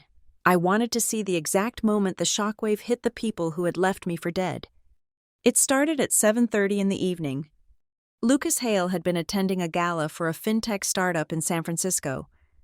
I knew this because my new chief of staff, a terrifyingly efficient woman named Zara, had briefed me on his schedule. He was there as the +1 of Vivian Vance. He was there to drink champagne and pretend he was a master of the universe. The first text message arrived at 7:45. "Elena, is it true?" I looked at the screen, sipping a glass of water. I did not reply. 7:47. I just saw the news. My God, call me immediately. 7:52. There must be a mistake. The news is saying you are a Sterling. Why didn't you tell me? We need to talk. Now. I imagined him standing in the ballroom, the blood draining from his face, the champagne flute trembling in his hand. I imagined the whispers starting around him as people checked their phones, saw the headlines, and then looked at the man who had famously divorced the new wealthiest woman in New York. 8:10. I am leaving the gala. I am coming to find you. We are husband and wife. Elena, we need to present a united front. I laughed. It was a dry, hollow sound in the empty room. Husband and wife? He had divorced me.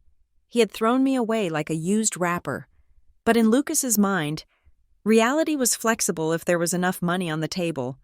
He was already rewriting history in his head, convincing himself that our divorce was just a break, a strategic pause that could be undone.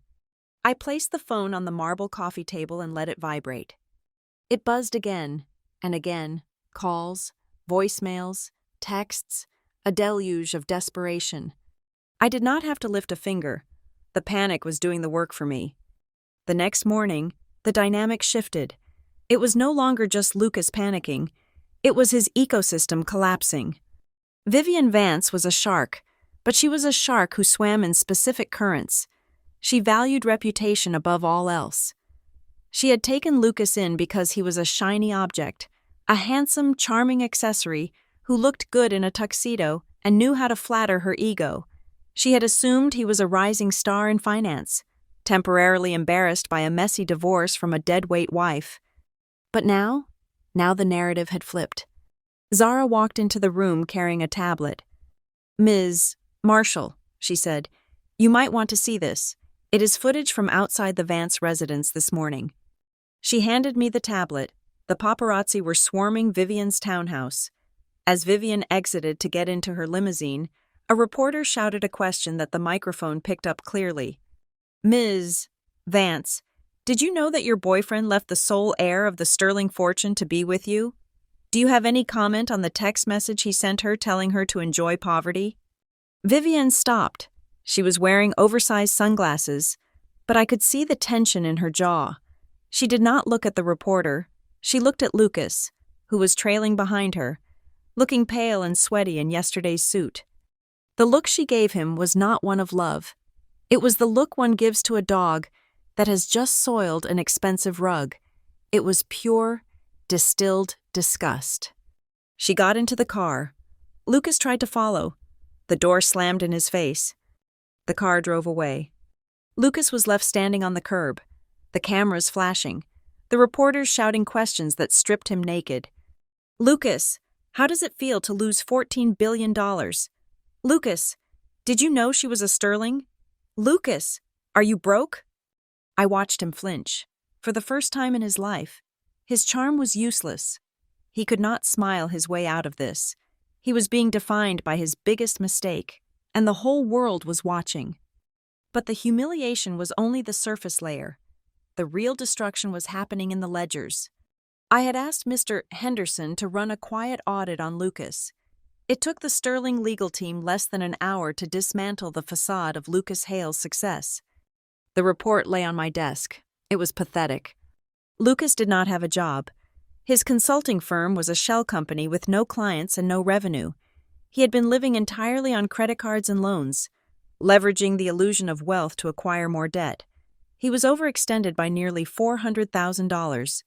He had leased his sports car. He had leased his apartment.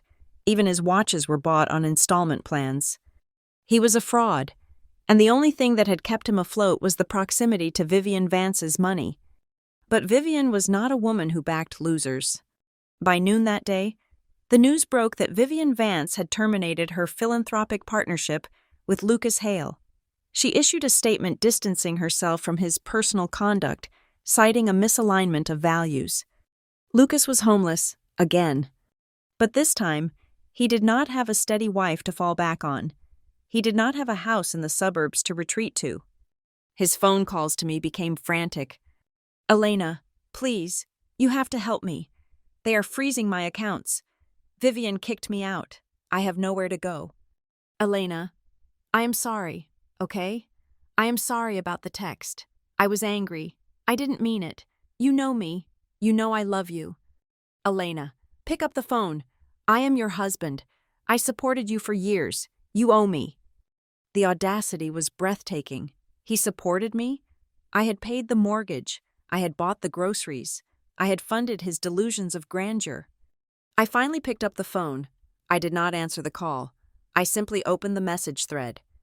I typed 3 words. Who is this? And then I blocked the number. It was petty. It was childish. And it felt absolutely magnificent. I did not need to sue him. I did not need to ruin him. He had ruined himself. All I had to do was shine a light on him. And he withered. But there was one final act in this tragedy of errors. 2 days later, I was in a meeting with the new interim board of directors, people I had handpicked, people who actually understood the business. We were discussing the liquidation of the old board's assets to cover the embezzlement investigation I had launched. My secretary buzzed in. Ms. Marshall, she said, her voice hesitant. There is a man in the lobby. He says he is your husband. He is making a scene. I looked at the board members. They looked uncomfortable. Shall we call security? One of them asked. No, I said, standing up. Let him up. You want to see him? I want him to see me, I corrected. I waited in my office. It was a cavernous space with floor-to-ceiling windows overlooking the harbor. I sat behind the massive oak desk that had belonged to Alexander Sterling. I was wearing a white silk blouse and black trousers. My hair blow-dried to perfection. A diamond tennis bracelet on my wrist, the only piece of jewelry I had bought for myself. The doors opened. Lucas walked in, or rather, he stumbled in. He looked wrecked. His suit was rumpled. He had not shaved in 2 days. His eyes were wild, darting around the room, taking in the opulence, the power, the sheer scale of the wealth he had walked away from. He stopped in front of the desk. He looked at me, and then he looked at the nameplate on the desk. Elena Sterling Marshall. L, he croaked. His voice was cracked. I did not smile. I did not frown. I looked at him with the same clinical detachment a biologist uses to examine a specimen under a microscope. Hello. Lucas, I said, you have 5 minutes. Security is waiting in the hall. He ran a hand through his hair. A nervous tic I used to find endearing. Now it just looked pathetic. Elena, this is insane. Look at this place. Look at you. I am looking. Lucas, what do you want? I want us to talk, he pleaded, stepping closer. I want us to fix this. We made a mistake. I made a mistake, but we have 12 years of history. You cannot just throw that away because you came into some money. Some money? I raised an eyebrow. I am the sole owner of Sterling Industries. Lucas, I didn't win the lottery. I claimed my birthright. And as for our history, you threw that away the moment you texted me to enjoy poverty. He flinched as if I had slapped him. I told you I was angry, he shouted, his face turning red. You were dragging me down. You were so boring. Elena, you were so content to be nothing. How was I supposed to know you were this? I stood up. The movement was sharp enough to make him step back. That is the point. Lucas, I was always this. The blood in my veins hasn't changed. The intelligence I used to manage your life and my career hasn't changed. The only thing that changed is the bank balance. And if you couldn't respect me when I was a project manager, you don't deserve to breathe the same air as me now that I'm a billionaire. I pressed the intercom button. Send them in. 2 large security guards entered the room. They were not the rent-a-cops from the mall. They were former military. They looked at Lucas like he was a bag of trash that needed to be taken to the curb. Lucas looked at them, then back at me. Panic flared in his eyes. Elena, wait, please. I am broke. They took the car. I have maxed out my cards. I don't even have a place to sleep tonight. You have billions. Just give me $1 million. 1 million. It is nothing to you. It is a rounding error. Just give me $1 million and I will go away. I walked around the desk. I stopped 2 feet from him. I could smell the stale alcohol on his breath. $1 million? I asked softly. Yes, he nodded eagerly, hope igniting in his eyes. Just $1 million, for old time's sake. I leaned in close. I have a better idea. Lucas? I reached into my pocket and pulled out a $20 bill. I folded it neatly and tucked it into the breast pocket of his wrinkled suit jacket. Here is $20. I said, go buy yourself a sandwich. And then? I stepped back, my eyes cold as the winter ocean outside. Enjoy poverty. I turned my back on him. Get him out. I ordered the guards. Lucas screamed my name as they dragged him out. He screamed and cursed and cried, but the sound was muffled as the heavy oak doors clicked shut. I stood by the window, looking out at the city. My heart was pounding, not with fear, but with adrenaline. It was done. The ghost was exorcised. I had looked him in the eye, and I had seen nothing but a small, greedy man who had mistaken kindness for weakness. I touched the cold glass. Below me, the city moved like a living thing. Ships were docking at the Sterling terminal. Trucks were rolling out of Sterling warehouses. I was not just Elena anymore. I was the storm that had cleared the air. And now, finally, I could start to build something that would last. Revenge is often depicted as a loud, messy affair. In the movies, it involves shouting matches, thrown drinks, or dramatic confrontations in the rain. But in the world of high finance, in the world I now inhabited, revenge was quiet. It was paper thin and sharp as a razor.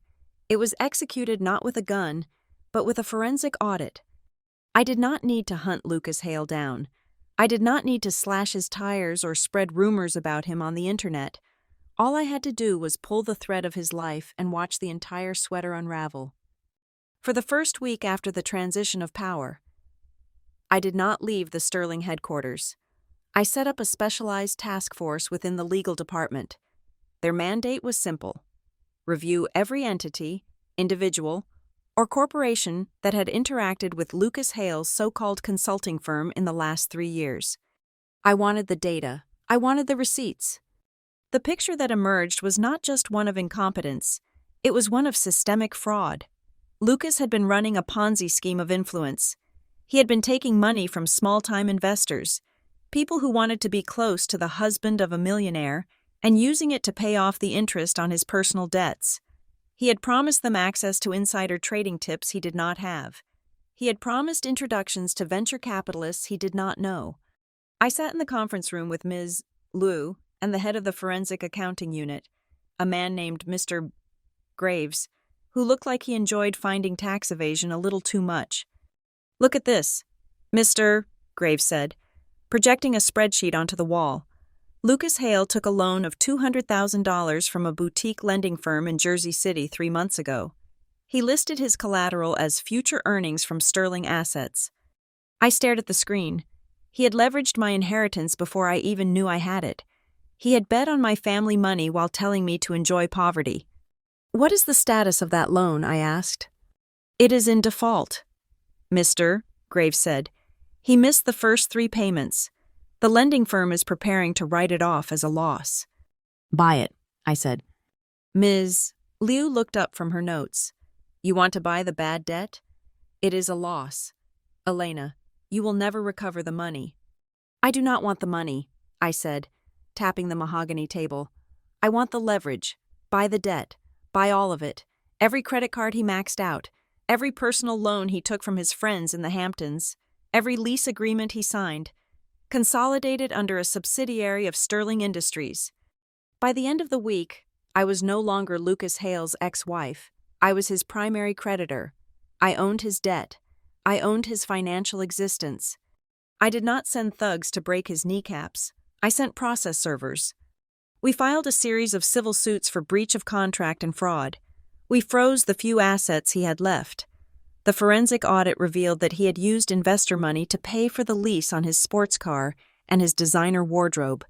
That was embezzlement. We did not leak this to the press. We simply filed the paperwork with the district attorney's office. Public records are a beautiful thing. When a journalist stumbled upon the filing 2 days later, the headline was not "Vindictive Ex-Wife Attacks Husband." It was "Socialite Lucas Hale Investigated for Wire Fraud." I watched from my tower as his world disintegrated. The friends who had supported him, the ones who had laughed at me at dinner parties, suddenly realized that they were exposed too. Lucas had used their names to legitimize his scams. One by one, they turned on him. I received a letter from a man named Gregory Sarnes. He was a hedge fund manager who had once told me, to my face, that I was holding Lucas back from his potential. The letter was handwritten on heavy cream stationery. "Dear Elena, if I may. I was shocked to learn of Lucas's duplicity. I want you to know that I have severed all ties with him. I always felt that he did not appreciate a woman of your substance. I would love to take you to lunch to discuss some investment opportunities for the Sterling Trust." I read the letter twice, then I fed it into the shredder. I did not reply. Silence is a vacuum, and people like Gregory Sarnes are terrified of vacuums. They fill it with their own anxiety. Let him wonder if I was going to investigate his funds next. Let him sweat. But my work was not finished with Lucas. There was one other loose end: the engineering firm. The company that had fired me, the boss who had looked me in the eye and told me I was unstable while he protected his own reputation. They were currently bidding on a massive infrastructure project, the expansion of the Sterling Logistics Hub in Newark. It was a contract worth $80 million. It would make or break their fiscal year. I saw the meeting on the schedule. They were coming to present their proposal to the Sterling Real Estate Division. I told my secretary to keep the meeting. I walked into the boardroom at 2 o'clock on a Tuesday. The team from my old firm was there. My old boss, David, was at the head of the table, looking confident. He was flanked by 2 junior project managers, people I had trained. When I opened the door, the room went dead silent. David stood up, his smile faltering. He looked at me, then looked behind me, expecting someone else. "Elena?" he asked, confused. "What are you doing here?" I thought, "I heard you were—" He stopped. He looked at the suit I was wearing, a tailored white blazer that cost more than his car. He looked at the way the Sterling executives at the table stood up when I entered. "Please, sit down," I said, walking to the chair at the head of the table. David sank back into his seat. His face went pale. "Ms. Marshall is the chairwoman of the board," the director of real estate informed him quietly. "She will be reviewing the final bids personally." David looked like he was having a cardiac event. He opened his mouth, closed it, and then tried to smile. It was a gruesome expression. "Elena, Ms. Marshall, this is a surprise, a wonderful surprise. We are so proud of everything you have achieved. We always knew you were destined for great things." I picked up their proposal. I flipped through it casually. It was a good proposal. Standard, safe. "I see you are projecting a completion date of 26 months, I said, keeping my eyes on the paper. "Yes," David said, his voice trembling. "We believe that is a realistic timeline." "I see." I closed the folder. I looked at him. I let the silence stretch for 10 seconds. 20 seconds. It was heavy enough to crush a lung. "I remember when I worked for you, David," I said softly. "I remember you calling me into your office. You told me that there were concerns about my stability. You told me that people talk." David began to sweat. Beads of perspiration formed on his forehead. That was a misunderstanding. Ms. Marshall, corporate politics. You know how it is. We were under pressure." I nodded slowly. I do know how it is. Pressure reveals the structural integrity of a material. And when you were under pressure, you folded. You fired your best project manager because of a rumor started by her ex-husband. You chose expediency over loyalty. You chose gossip over talent. I slid the proposal back across the table. Sterling Industries requires partners with structural integrity. David, we cannot afford to work with firms that are unstable. I stood up. "The bid is rejected. Please see yourselves out." I did not raise my voice. I did not use a single profanity. I simply used his own words to sign his death warrant. As I walked out of the room, I heard David pleading with the director, begging for a second chance. But it was over. The word would get out by evening. Apex Engineering had been blacklisted by Sterling Industries.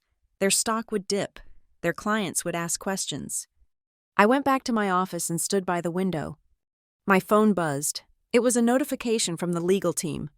Lucas Hale has filed for Chapter 7 bankruptcy. He is surrendering all assets to the court to pay off creditors. I tapped the screen.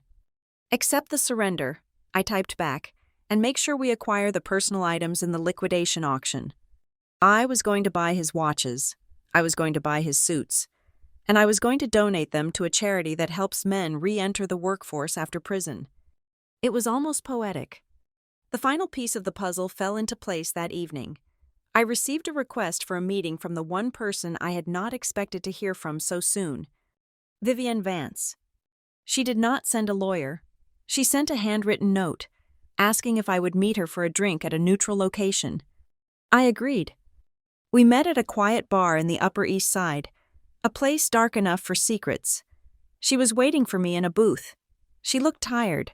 The scandal had bruised her reputation, even if her money was intact. She did not stand up when I arrived. She just gestured to the seat opposite her. "Elena," she said. "Vivienne."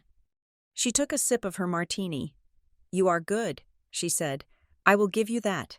You dismantled him in less than a month. I have seen hostile takeovers that were less efficient." I did not do anything. I said, ordering a sparkling water. "I just turned on the lights. The roaches scattered." She laughed, a dry, bitter sound. "I suppose they did. Look, let us not pretend we are friends. I took your husband. I did it because I could. I did it because he was pretty and I was bored. I apologize for the lack of judgment, but not for the ambition." "I appreciate the honesty." I said, "I asked you here because I want to know when it stops." She said, leaning forward, "You own the debt. You own the narrative. You have humiliated him. Are you coming for me next? Because if you are, I need to prepare." I looked at her. I saw the fear behind her designer sunglasses. She knew that the sterling fortune dwarfed hers. She knew that if I wanted to, I could start a price war that would bleed her companies dry. "I am not interested in you. Vivienne," I said, "you were just a mirror. You showed Lucas what he wanted to see, and you showed me what I needed to leave behind." I stood up. I had not touched my water. "But I will give you one piece of advice," I added. "What is that?" "Next time you buy a toy, check the return policy." I walked out of the bar. The cool night air hit my face. I felt light. I felt clean. I had stripped them of their power not by becoming a monster, but by becoming a mirror. I had reflected their own greed and incompetence back at them, and they had broken under the strain. I took a cab back to the Sterling Tower. The city lights blurred past me. Lucas was bankrupt. My old boss was ruined. The social climbers were exiled. I had not shed a single drop of blood. I had not raised my voice. I looked at my reflection in the window of the cab. The woman staring back at me was not the tired, desperate creature who had cut her hand in a basement. She was calm. She was formidable. And she was just getting started. The ceremony to finalize the transfer of the Sterling Trust did not take place in a courtroom. It took place in the atrium of Mercy General Hospital. I had chosen the location deliberately. This was where I had bled. This was where I had been invisible. And this was where I would formally accept the weight of the horizon. The atrium had been cleared of the usual chaos. A podium stood in the center, flanked by the flags of the United States and the Sterling conglomerate. The press was corralled behind velvet ropes, a sea of flashing lights and expectant faces. I stood backstage, adjusting the cuffs of my white silk suit. Dr. Thorne stood beside me, looking like a proud, severe uncle. "Are you ready?" he asked.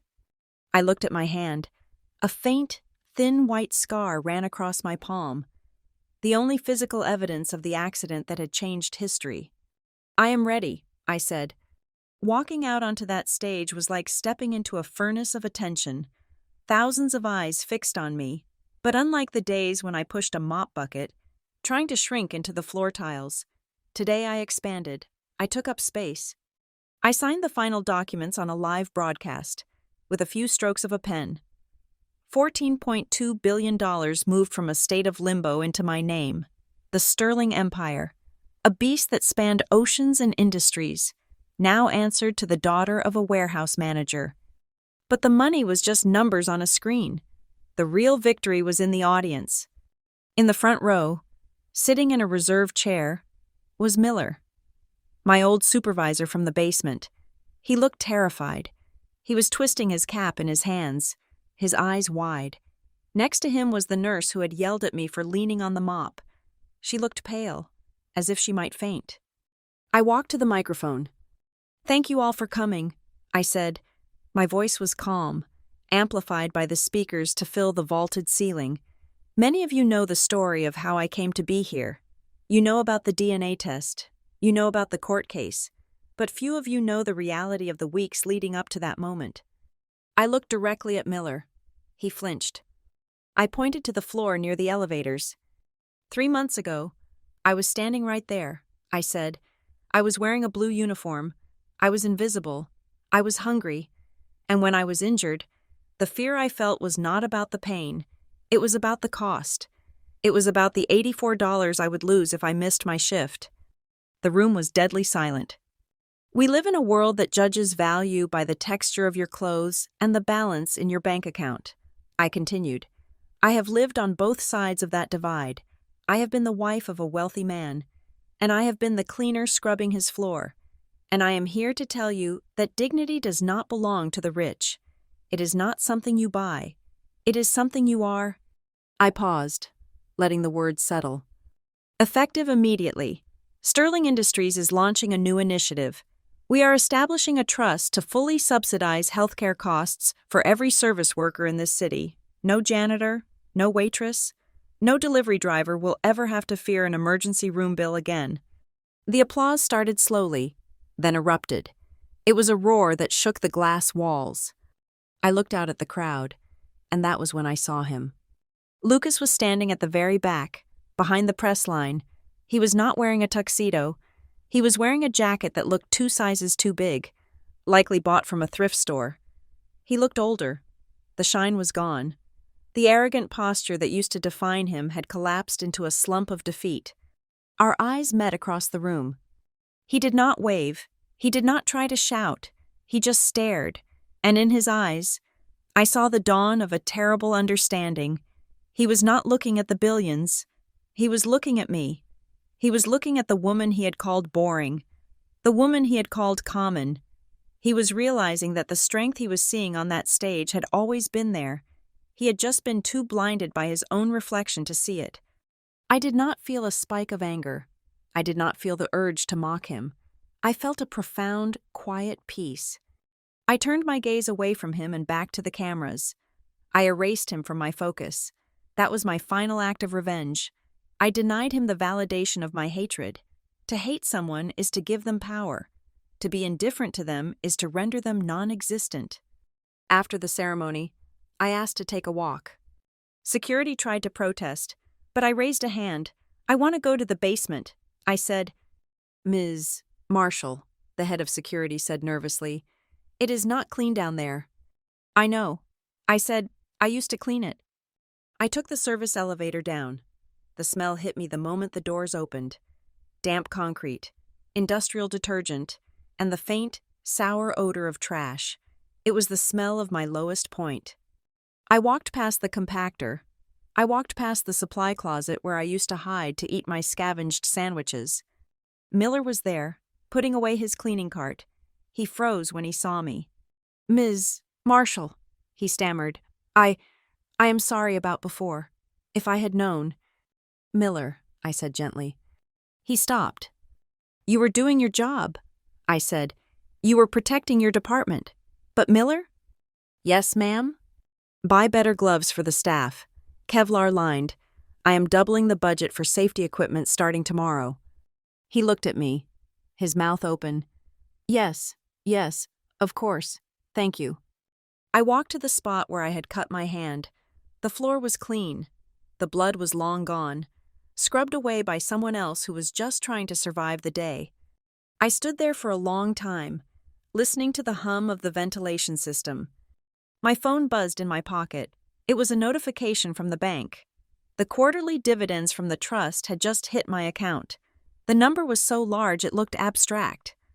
I thought about the text message one last time. "Enjoy poverty." I took a deep breath, filling my lungs with the air of the basement. Lucas was right.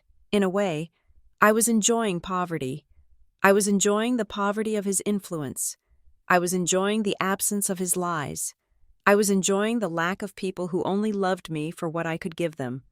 I had stripped my life down to the studs, and I had found that the foundation was made of solid steel. The poverty he had wished upon me had been a fire. It had burned away the dead wood. It had burned away the naive Elena, who thought love was about enduring disrespect. It had burned away the fear. And what was left standing in the ashes was something fireproof. I turned around and walked back toward the elevator. I pressed the button for the top floor. As the doors closed, shutting out the sight of the gray concrete, I caught my reflection in the polished metal panel. I saw my father's eyes. I saw Alexander Sterling's jawline. But mostly, I saw myself. I was not the victim of a revenge story anymore. I was the author of a new chapter. I walked out of the hospital and into the waiting limousine. The city of New York stretched out before me, a grid of lights and possibilities. I had work to do. I had an empire to run. I had a legacy to rebuild. And somewhere in the shadows of that city, Lucas Hale was walking home to a rented room, clutching a $20 bill, finally understanding the true meaning of the words he had sent me. He was about to live in a poverty that no amount of money could fix. The poverty of knowing you held a diamond in your hand and threw it away because you thought it was glass. I rolled up the window, shutting out the noise of the street. "Driver," I said, "take me to the harbor. I want to see the ships." The car pulled away from the curb, gliding smoothly into the traffic. I did not look back. There was nothing behind me that I needed. Everything I was, and everything I was going to be, was waiting on the horizon. Thank you so much for listening to Elena's story of resilience and justice. I would love to know where you are tuning in from today, so please drop your location in the comments below. It is always amazing to see how far these stories travel. If you enjoyed this journey, please subscribe to the Lila Revenge Stories channel, like this video, and hit the hype button to help this story reach even more people.